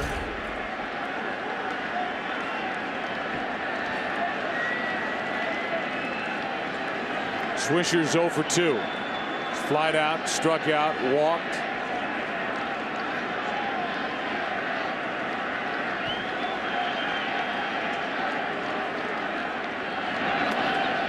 Ball 1, down and in. There's activity for the Phillies in their bullpen. Looks like Ryan Madsen. is getting loose, and it is.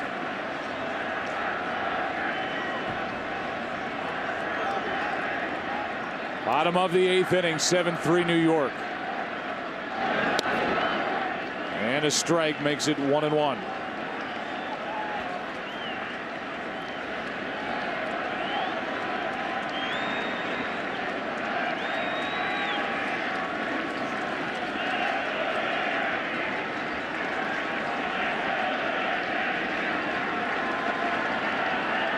Here's a 1-1. 2-1.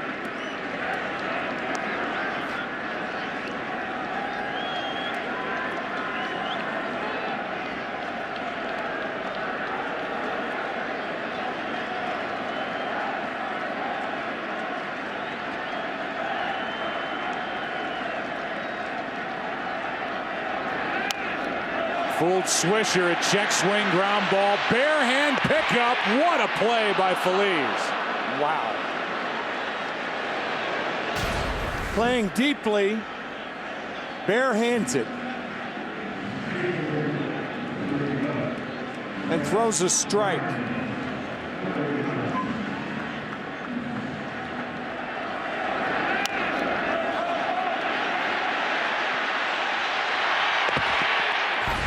What a beauty. 1 out, nobody on for Brett Gardner.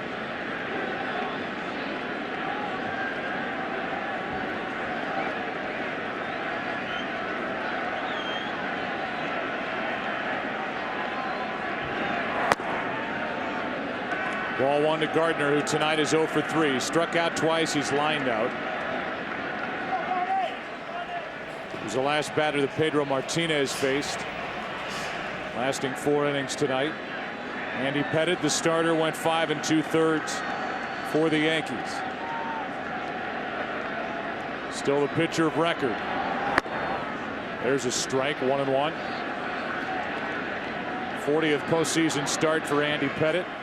Trying to up his record to 18-9, 4-0 this postseason. The age of 37. Doing it tonight on 3 days rest. First time he had done that in 3 years. First time in the postseason in 6 years. That's low, 2-1.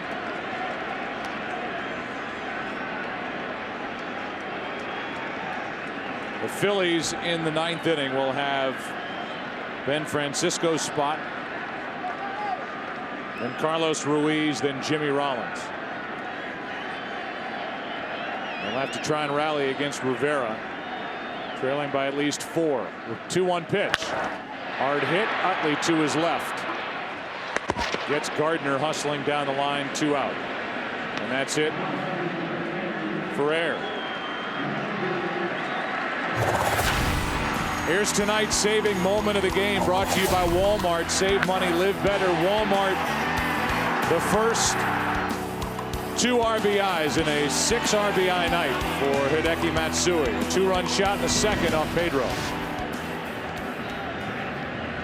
Ryan Madsen coming in. Scott Air did a nice job here tonight. He exits. 2 out, nobody on in the 8th. Yankees up 4.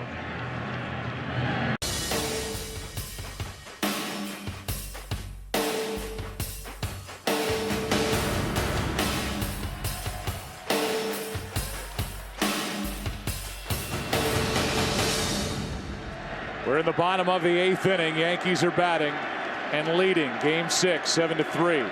2 out, nobody on. Derek Jeter facing Madsen, strike 1.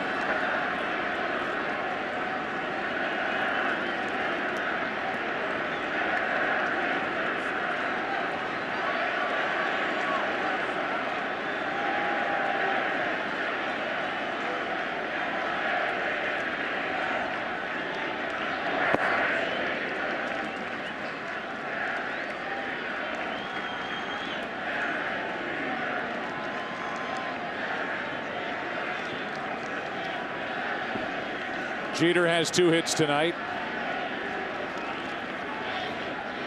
Player who had 4 rings after his first 5 full years in the big leagues. And he goes the other way. with an inside-out swing and a base hit to right. Hit number 175 in his postseason career, most ever.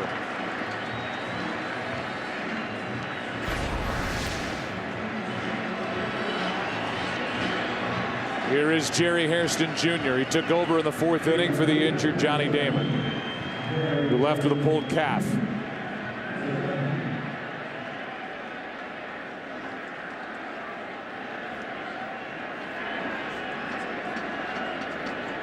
Two out in the inning. Teixeira is on deck. Hairston 0 for 1. It's a good time to run. Jerry Hairston does not have a lot of power. Derek Jeter with 2 outs, taking advantage of the 4-run lead of the Yankees.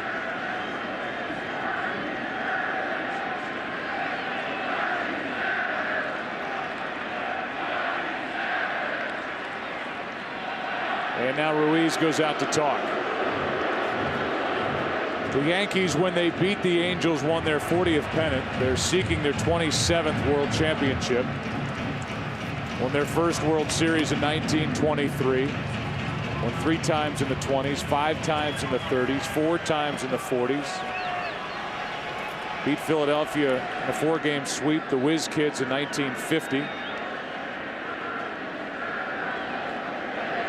Here's a broken bat, little fly ball into left field. Out goes Rollins. Makes the catch to end the inning. And now Rivera will head back to work as Game 6 heads into the 9th inning with the Yankees on top, 7-3. This week on a very special Fox NFL Sunday, Kurt, Terry, Howie, Michael, and Jimmy head to Afghanistan to bring a taste of the NFL to the brave men and women in our armed forces. It's all on the Ford Drive One Fox NFL Sunday pregame show. Special time, 11 a.m. Eastern, 8 a.m. Pacific, only on Fox. Rivera closed out the top of the 8th. Here he is, top of the 9th, and Matt Stairs off the bench to bat for Ben Francisco.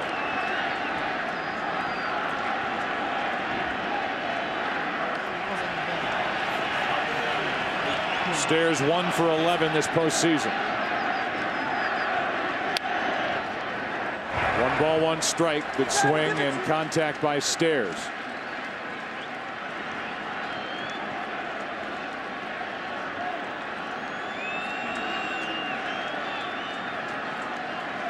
Phillies need to get 3 on to have a chance. Stairs, then Ruiz, then Rollins. The first 3. 2-1. This is what the Phillies face. The Yankees have had a 4-run lead when Rivera is in the game 204 times in his career. They have lost the game once. That is inside, and the count moves to 3-1.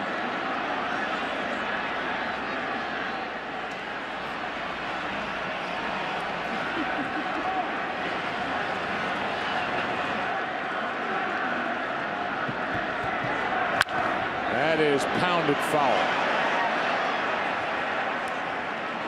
And into the upper deck. But a full count.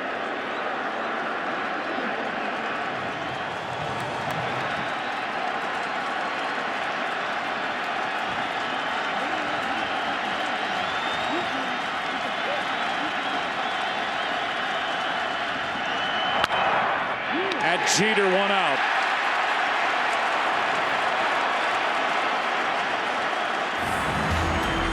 Our American Express take charge player of the game is Hideki Matsui. Did he take charge tonight? A 2-run home run, a 2-run single, a 2-run double. 6 RBIs.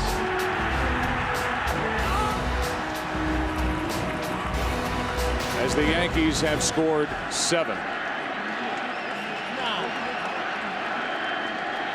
Here's Carlos Ruiz.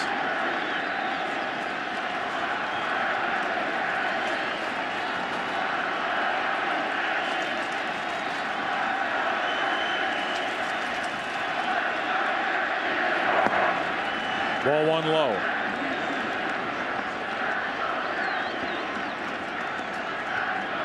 Until 2009, the Yankees had not been in the World Series since 2003. They lost to the Marlins. Lost in 2001 to the Arizona Diamondbacks. They last won it in 2000 over the Mets. The fourth ring won by Joe Torre and company. 2 outs away from a championship here tonight. 1-1.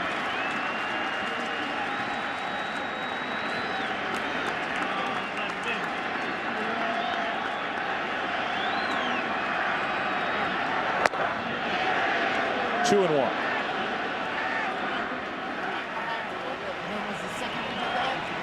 Two of only 7 Panamanians in the major leagues, Rivera and Carlos Ruiz.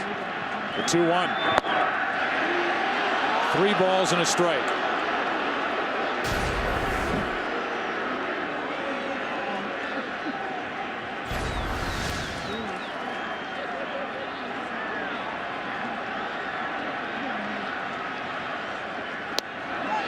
Full count.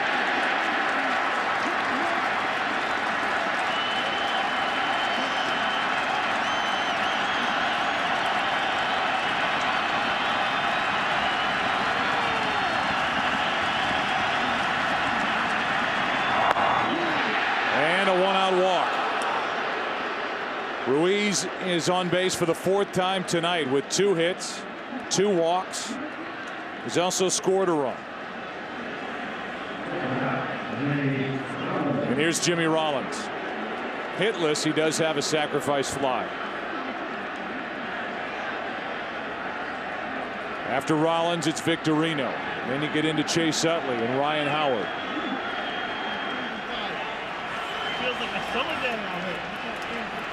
Teixeira plays behind Ruiz. Strike 1.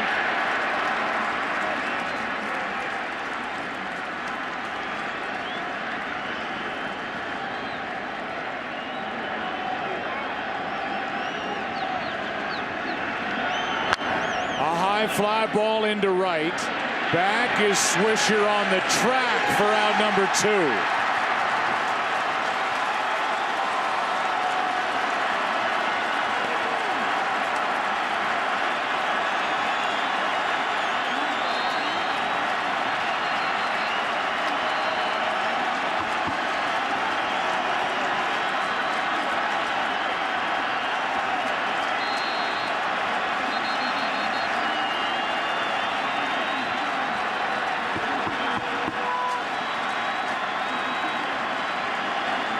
Shane Victorino, 1 for 3.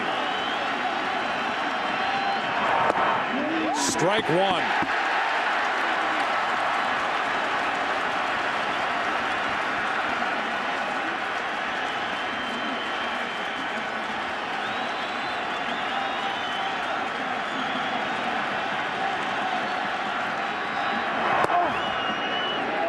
One ball, 1 strike.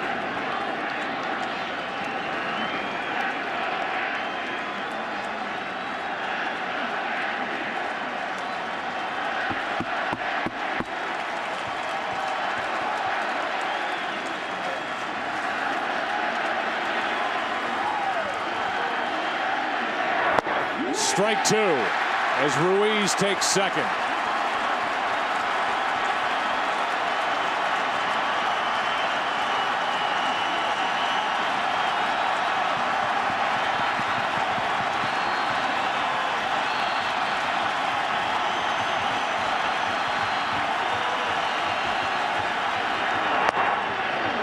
Two and two.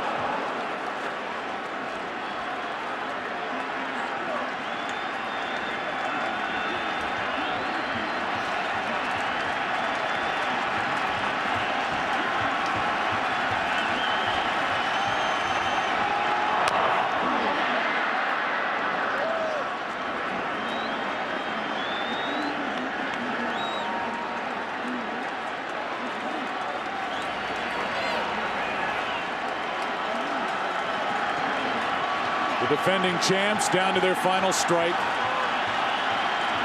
Rivera to Victorino.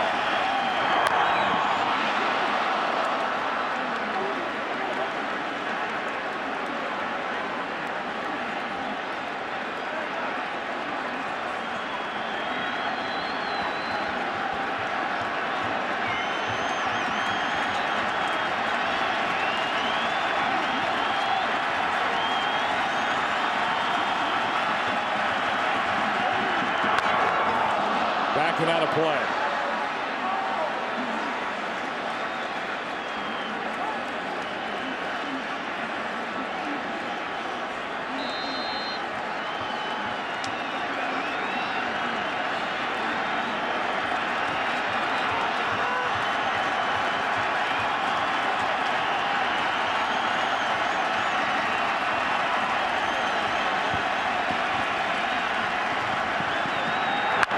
Foul.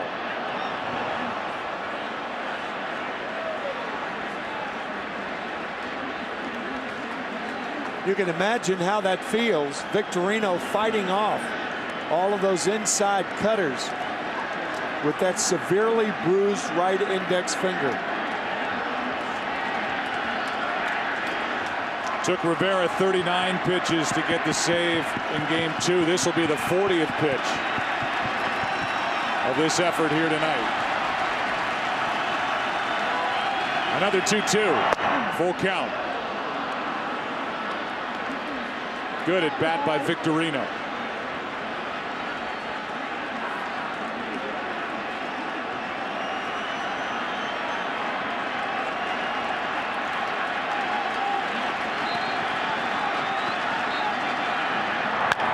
To the second baseman, Cano. The Yankees are back on top. World champions for the 27th time.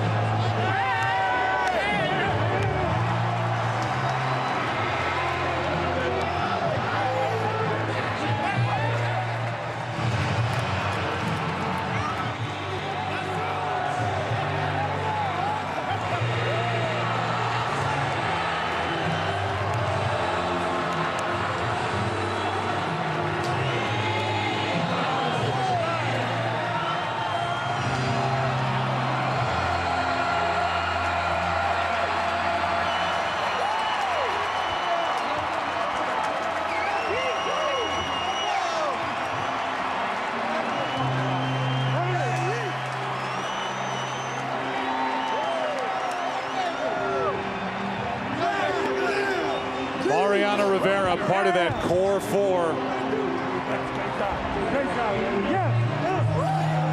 Andy Pettit, part of it, the starter and winner tonight. Derek Jeter had 3 hits as he gets his 5th ring. Jorge Posada caught all 9 innings.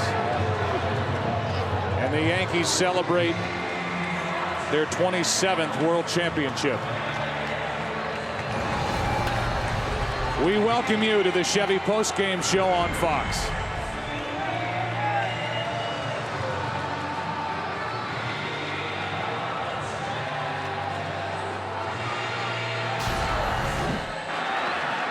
And we go around the field on that final out.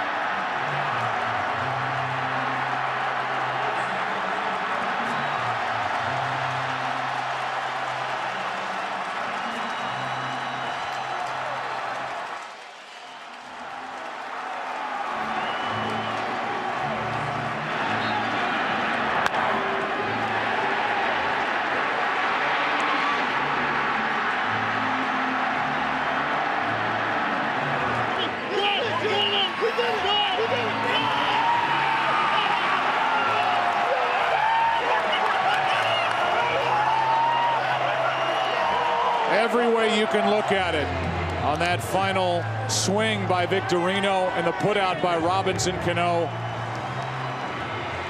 And a championship for the 2009 Yankees. Let's go down to Ken Rosenthal. Thanks, Joe. Jorge, first World Series title since 2000. How gratifying is this one after waiting all those years? It takes a lot to be here. You know, I'm excited. I mean, these guys did it. You know, we did a lot of things well during the year. We got CeCe and Burnett here to, you know, to really get us to where we are, and that's the reason why we won. I mean, because of pitching. Andy Pettitte tonight. The crowd was chanting his name. How was he able to pitch so well on 3 days rest? He was good. I mean, he really was calm, was able to put the ball where he wanted to. He was looking forward to the start. He really felt bad about his starting in Philly and wanted to redeem himself, and he won that game. So he really wanted to do a lot better today.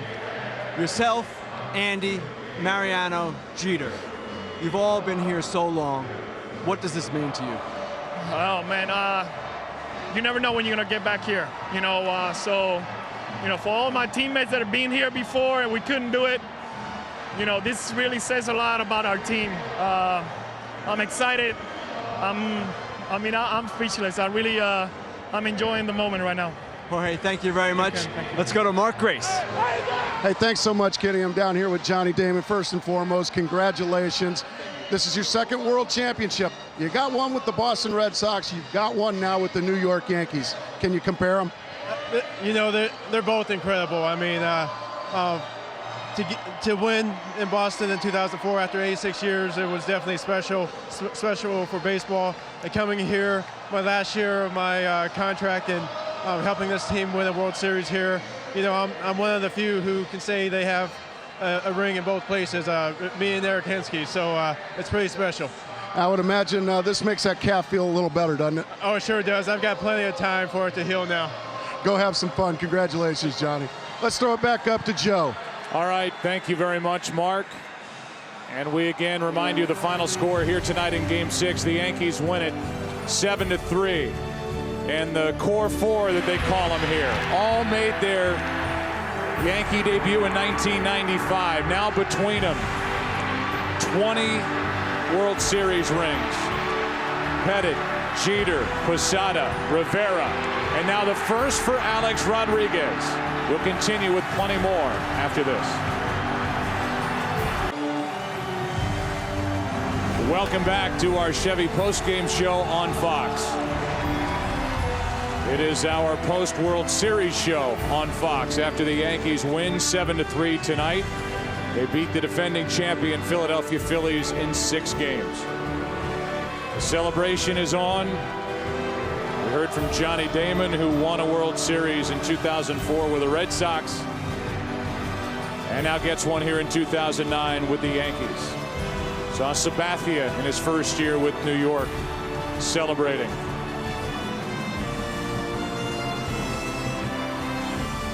Such a big part of the postseason pitching effort for the Yankees, CC Sabathia. And a 3-man rotation during this postseason. And we go down to Ken Rosenthal standing with Mark Teixeira. Thank you. Mark Teixeira, you just saw Hideki Matsui and you told him you can hit. Talk about his performance tonight. Oh my goodness, you can't say enough about Matsui all year, and then in the biggest game of the year, unbelievable. I've never seen a guy hit like that in the World Series. I mean, I think he hit 800 this World Series. You came here for this very chance to win a World Series. What's it like to get your wish fulfilled so soon? You know what, I've been so faithful this entire time, my entire career, and you know, just been praying to lead me in the right direction, and God didn't lead me down. He led me here, and this is unbelievable. Mark, this team, so many great hitters. You didn't have the greatest postseason, and yet you're part of a lineup that is so dynamic, it almost didn't even matter. What is it like to be part of such a group? It's been a team effort all season long. It's been about team. It hasn't been about one player. You look at our entire roster, everyone contributed. Everyone contributed this postseason, and it's not about one player. This entire team is so special. Pettitte, Jorge, Mariano, and Jeter Can you tell how much it means to them? It's an absolute honor for me to win a championship with those guys. They're true champions. They're Yankee legends. And for me to be a small part of this championship with them, you can't describe it. Mark, thank you. Congratulations. Thank you, Ken. Thank you, Ken Rosenthal and Mark Teixeira. Congratulations to Teixeira. And we go down to the field and Chris Rose. All right, Joe Buck, thank you very much. It is time to present the Commissioner's Trophy. I've got the entire Yankee brass up here, including the managing general partner of the Yankees, Hal Steinbrenner. So now I present the Commissioner of Baseball, Mr. Bud Selig. Thank you, Chris, very much. I want to take this opportunity to congratulate the world champion New York Yankees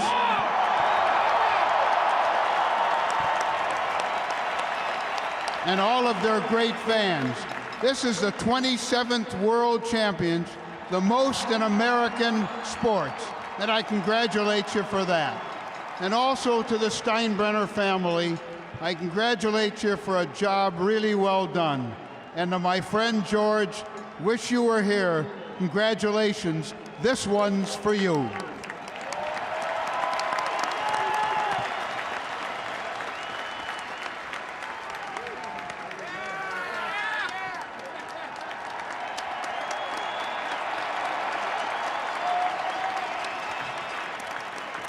Hal, it is the most frequently uttered phrase in all of sports.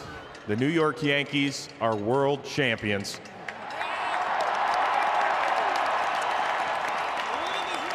What do you have to tell these people after 9 years?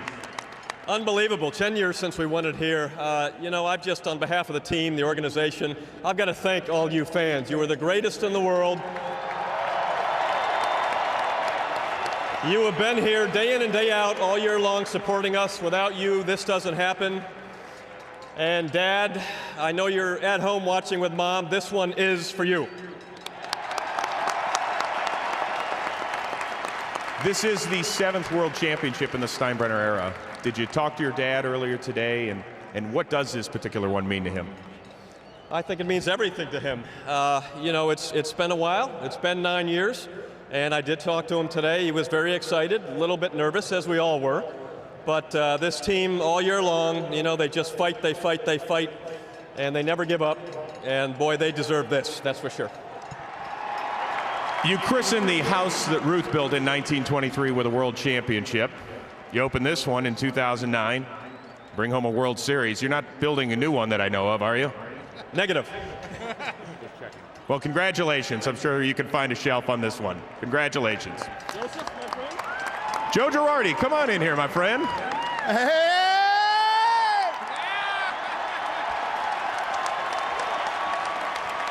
You know, all along, you have told us that you won 3 of these as a player here in pinstripes, and all along you said no different as a manager. Is it different standing here now? Well, I never got to stand up here before as a player, so. But as a manager, this one's for the boss and his family, the job the Steinbrenner family did. Brian Cashman and his staff with putting this team together. For this team, they never stopped fighting, and they got up and they got up.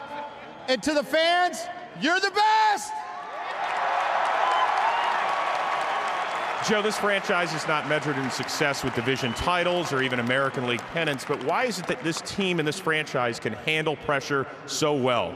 Well, the guys have been through it so much, and I think it's the job that they do putting this club together every year. It's unbelievable how this team came together in spring training and their willingness to be unselfish and play the game the right way, and that's why we won. When you came back as a manager, you donned number 27 because you wanted that 27th championship. Anybody changing numbers next year? Well, I got to see if anyone's going to charge me for 28. Joe, congratulations. Thank you. It is time right now to present the World Series Most Valuable Player Trophy presented by Chevrolet. And once again, Mr. Commissioner, come on up here.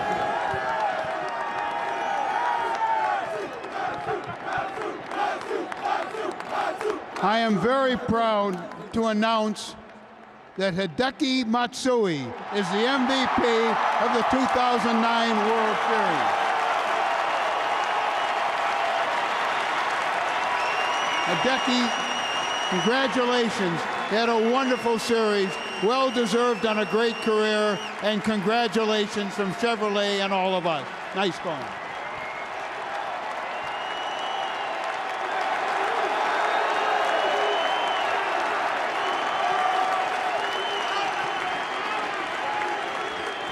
Rogelio Colon, come on up here.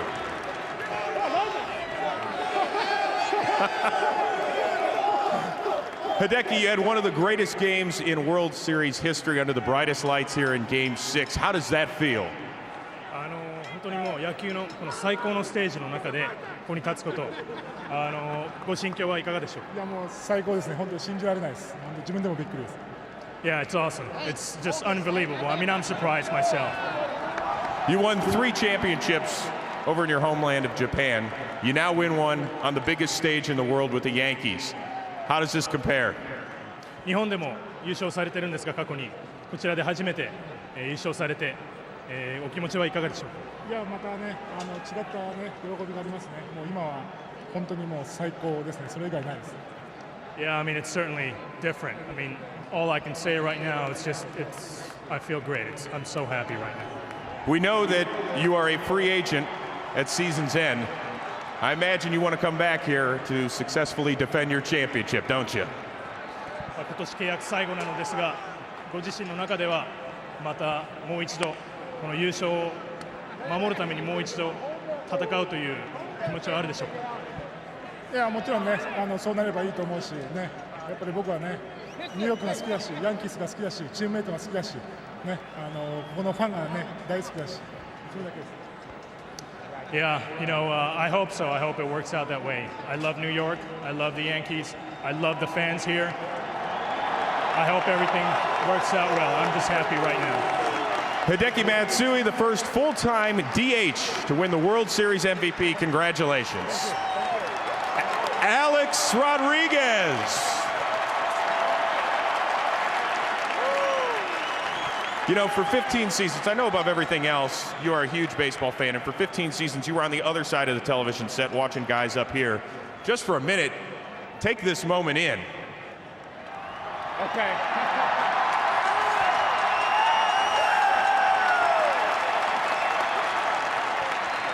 What are those emotions stirring inside of you right now? Well, I couldn't be more proud of these guys. I know that when a lot of people running the other way, my teammates, coaches, and organization stood right next to me. And now we're standing here today as world champions. Thank you. You looking forward to that parade down the Canyon of Heroes? Yes, I am. With all my teammates, we're going to enjoy it, and we're going to party. Well, hello, Andy Pettitte. How are you? Good. Doing good. It's awesome.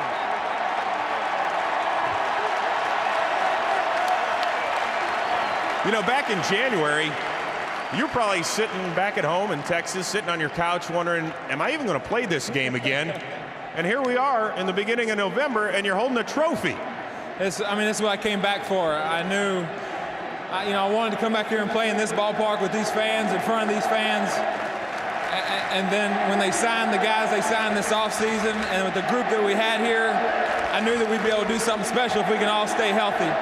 And I thank God that I had the opportunity to do it. Thank God that I stayed healthy. And I just feel very blessed and fortunate to be here, man. 18 playoff wins and counting, it seems. Why, when the lights shine the brightest, is Andy Pettitte at his best? Well, I'm a benefit of a lot of great teams that I've been on. I've had a lot of postseason starts. I had a lot of wonderful players surrounding me. Got a lot of people praying for me continuously, and I don't even know what to say, man. I tried to give it my all tonight, tried to get locked in. I felt like I scuffled again, but we got through it, and we got a win. And you got Mo closing it out. It's going to be a W usually. How about saying I got one for the thumb, and that's good enough? I got one for the thumb, that is. That's awesome. It was great. Andy Pettitte, congratulations. We got much more coming your way from just outside second base. But right now, Joe Buck, let's send it up to you. All right, thank you very much, Chris Rose, and congratulations to the New York Yankees as they win their 27th World Championship. How about tonight and the work done by Hideki Matsui? 6 RBIs as the Yankees scored 7 runs. he is the World Series most valuable player. And we look back, a 2-run homer in the second, a 2-run single in the third, and a 2-run double in the fifth, and an MVP trophy. More to come from Yankee Stadium after this. Welcome back to our Chevy postgame show on Fox. And welcome back to Yankee Stadium and back down to the field and Chris Rose. All right, Joe, thank you very much. Back with 3/4 of the Fab Four. I've got Posada, I got Mo, and I got the captain, Derek Jeter, right here. You want to say hello to an old friend? Nice to see that again, I imagine. I'll tell you what, man, it's good to be back. This is right where it belongs. Derek, I know winning any sort of championship anywhere in the world is great, but to win it back here in the Bronx for the first time in 10 years has got to be something special, right? It is special. You know, we heard a lot of predictions coming into this series. Our team went on the field. We played the game the right way, and we deserve to be standing here right now, and we can't say enough about these guys here. Mo, for the 4th time, you close out the World Series. What is that feeling when you're standing out there on the mound and you know that you have clinched it all? You can't describe it. It's a rush that goes through your whole body, and you know it's over. Thank God. And I tell you what, though, I was thinking to retire, but I think I'm going to stay for another 5 years. Hey, Jorge, did it feel a little bit like the late 90s out there with you catching Pettit and then Jeter behind you and closing it out with Mo? Let's not forget that this is for Mr. Steinbrenner, all right? Every fan was amazing. Thank you very much. But I can't tell you how I feel right now. Hey, Jeets, do you still have the Canyon of Heroes trail programmed in your GPS? You still remember that? I'm sure we'll figure it out, man. We have the greatest fans in the world, and we're looking forward to this parade. You ready for that parade on Friday, I believe it is? No question. All right, congratulations once again to the New York Yankees for the 27th time World Champions. Boys, enjoy it. Joe Buck, back on up to you. All right, Chris, thank you. As we watch them hoist that trophy one more time down on the field, we will hear from the other side, the Philadelphia Phillies. Ken Rosenthal standing by with Charlie Manuel down underneath here at Yankee Stadium. Ken, all yours. We're here with Charlie Manuel. Charlie, you spoke to your team. What did you tell them? I told them how proud I was of them and like what kind of season that we had and how we fought. We came up 2 games short, and that we were a great team, and but at the same time we can even do better. And I told them when we go to spring training next year that we got something to shoot at, and I feel like that we're going to come back here and we're going to play again. And I meant that, and and that'll be our goal next year. And we got a bunch of guys, the best I've ever been around. I'm very proud of them. I'm proud to be their manager. And and it's tough because when two good teams or great teams play, somebody's going to go home, and that's what happens. And that happened to be us this year. But it's I told them that we'll come back and get them next year, and we'll even do better. I wished them a good winter, and that's about all I can say. I like to congratulate the Yankees. They did a good job, man. They got a great team, and they played us tough. And actually, they deserved to win because they did it when they had to, and and we couldn't catch them. You accomplished so much this season. Another division title, 2nd straight World Series appearance. What went wrong in this series? You know what, Rosie, I felt like, we didn't, if you stop and think about it, our offense, we couldn't get it at the right time. And that's where we got beat. I felt like their left-hand pitchers did a good job on stopping our left-hand hitting because the big part of our lineup and our big producers are left-hand hitters. But also the Yankees, they got it. They got the timely hits, and they seem like they always kind of stayed a step ahead of us. And they got a real good ball club, and they definitely deserve to win. And in no way will I ever take anything away from my guys because we are fighters and we are resilient and we love to play. But the Yankees are a great team. Charlie, thank you very much. Back to you. So gracious in defeat and a classy person, a man's man, and an outstanding manager of the Philadelphia Phillies, guiding his team back to the World Series. They won it last year. They lose this year in 6 games to the Yankees. We go down to the field and check in with Mark, Ozzie, and Eric. Hey, thanks, Joe. Girardi has now won a world championship. Ozzie Guillen has also won a world championship. And you had a little message for Joe Girardi earlier before the season even started, didn't you? I think we come from Las Vegas and we started for Lauderdale. I said, wow, Joe, you got a lot of pressure on yourself. I said, you signed 3 guys, Teixeira, CC, and AJ. You better win this one because now you might get in trouble. But he did. I think it was his gut feeling. A lot of people were second guessing during the year. But I think he did a tremendous job. Congratulations, you guys. First of all, I picked Philadelphia to win. Thing to prove me wrong. And Eric Karros, it's always great when the 2 best teams in baseball play for the World Series. It was a hard-fought World Series. It was a great World Series. In your mind, what made the Yankees just a little bit better than the Phillies? You know, I think Mark Teixeira said it best when he was talking to everybody out here. It was a team effort. It wasn't just one guy. I mean, you had contributions from a couple different pitchers. You had big games from a Matsui, Alex Rodriguez, Derek Jeter. And that's the one thing. You look over what happened with the Phillies, they just didn't have the depth that the Yankees had. And again, when you're getting contributions from everybody, you're going to be pretty tough to beat. It was a pleasure working with you, my friend. Gracie. Ozzie, thank you. It was fun, wasn't it, pal? It was awesome, on the field. It was great experience. But I don't expect to be back here next year. I want to see you back in the dugout. Back with the uniform, yes. As a manager, yes. All right, fellas, take it back up. All right, thank you, Mark, and it's been a pleasure having Ozzie Guillen with us. Well done to Chris Rose, Mark Grace, Eric Karros. We will take a break as you look at the cover of the New York Post. Number 27 for the New York Yankees. We'll continue after this commercial here on Fox. And welcome back to the Chevy Postgame Show on Fox as the celebration continues down on the field here at Yankee Stadium following this 7-3 win in Game 6 of the 105th World Series. The Yankees get their 27th championship, and you look at the World Series titles most all time, and the Yankees have lapped the field with 27.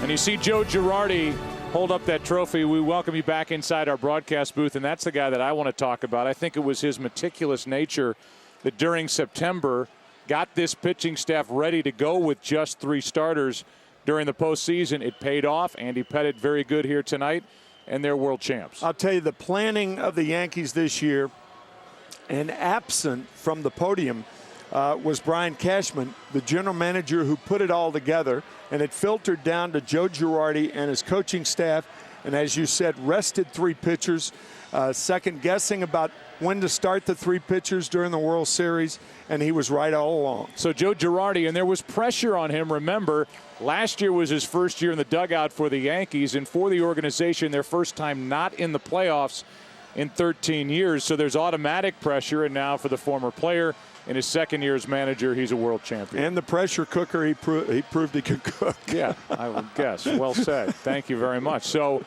we talk about more with these Yankees and more with this championship here tonight. And we look at these 3. Hideki Matsui, 6 RBIs tonight, tying a World Series record. Andy Pettitte won the clinching game in all 3 playoff series. And Mariano Rivera ends up getting the final outs and had 2 saves during this 2009 World Series. And really, when you think about it and you start looking at those faces and the numbers, the formula really hasn't changed over the years, whether it's been Joe Torre in the dugout or now with Joe Girardi in the dugout. I think Jorge Posada said it best. They did it with pitching. And what can you say about Mariano Rivera? The most incredible short reliever in the history of the game. I wouldn't want to do this with anybody but you. It's been fun. I feel the same way, Joe. All right. Thanks, pal. We continue wrapping up our night here tonight, and we remind you that coming up next, except on the West Coast, it's your late local news. And we ask you to join Fox Sports on Sunday for a very special day of NFL coverage, as America's #1 pregame show will be on location in Afghanistan. Coverage begins at a special time of 11 a.m. Eastern, 8 a.m. Pacific, only on Fox. Promotional consideration paid for by the following.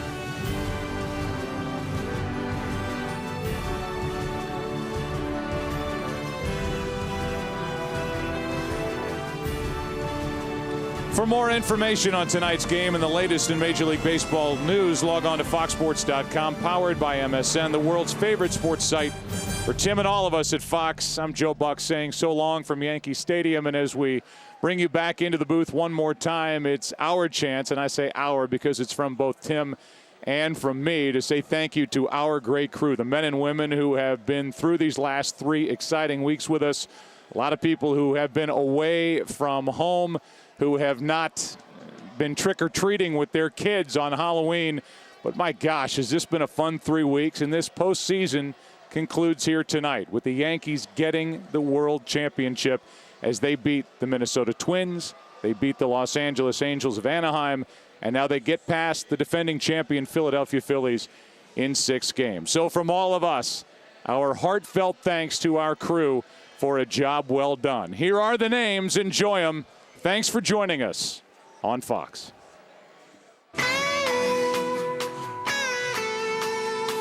Remember back to the early days when you were young and the summer's suddenly. We welcome everybody to Game 1 of this 2009 World Series, and what a World Series it should be.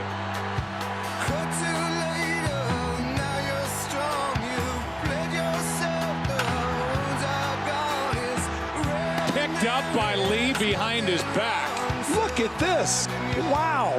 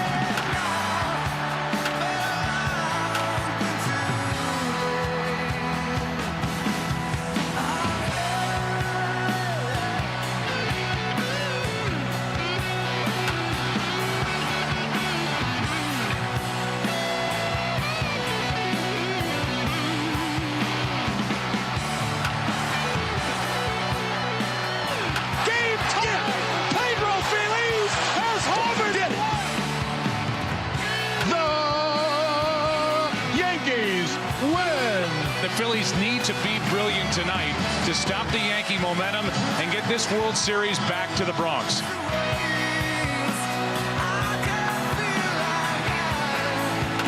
It is gone!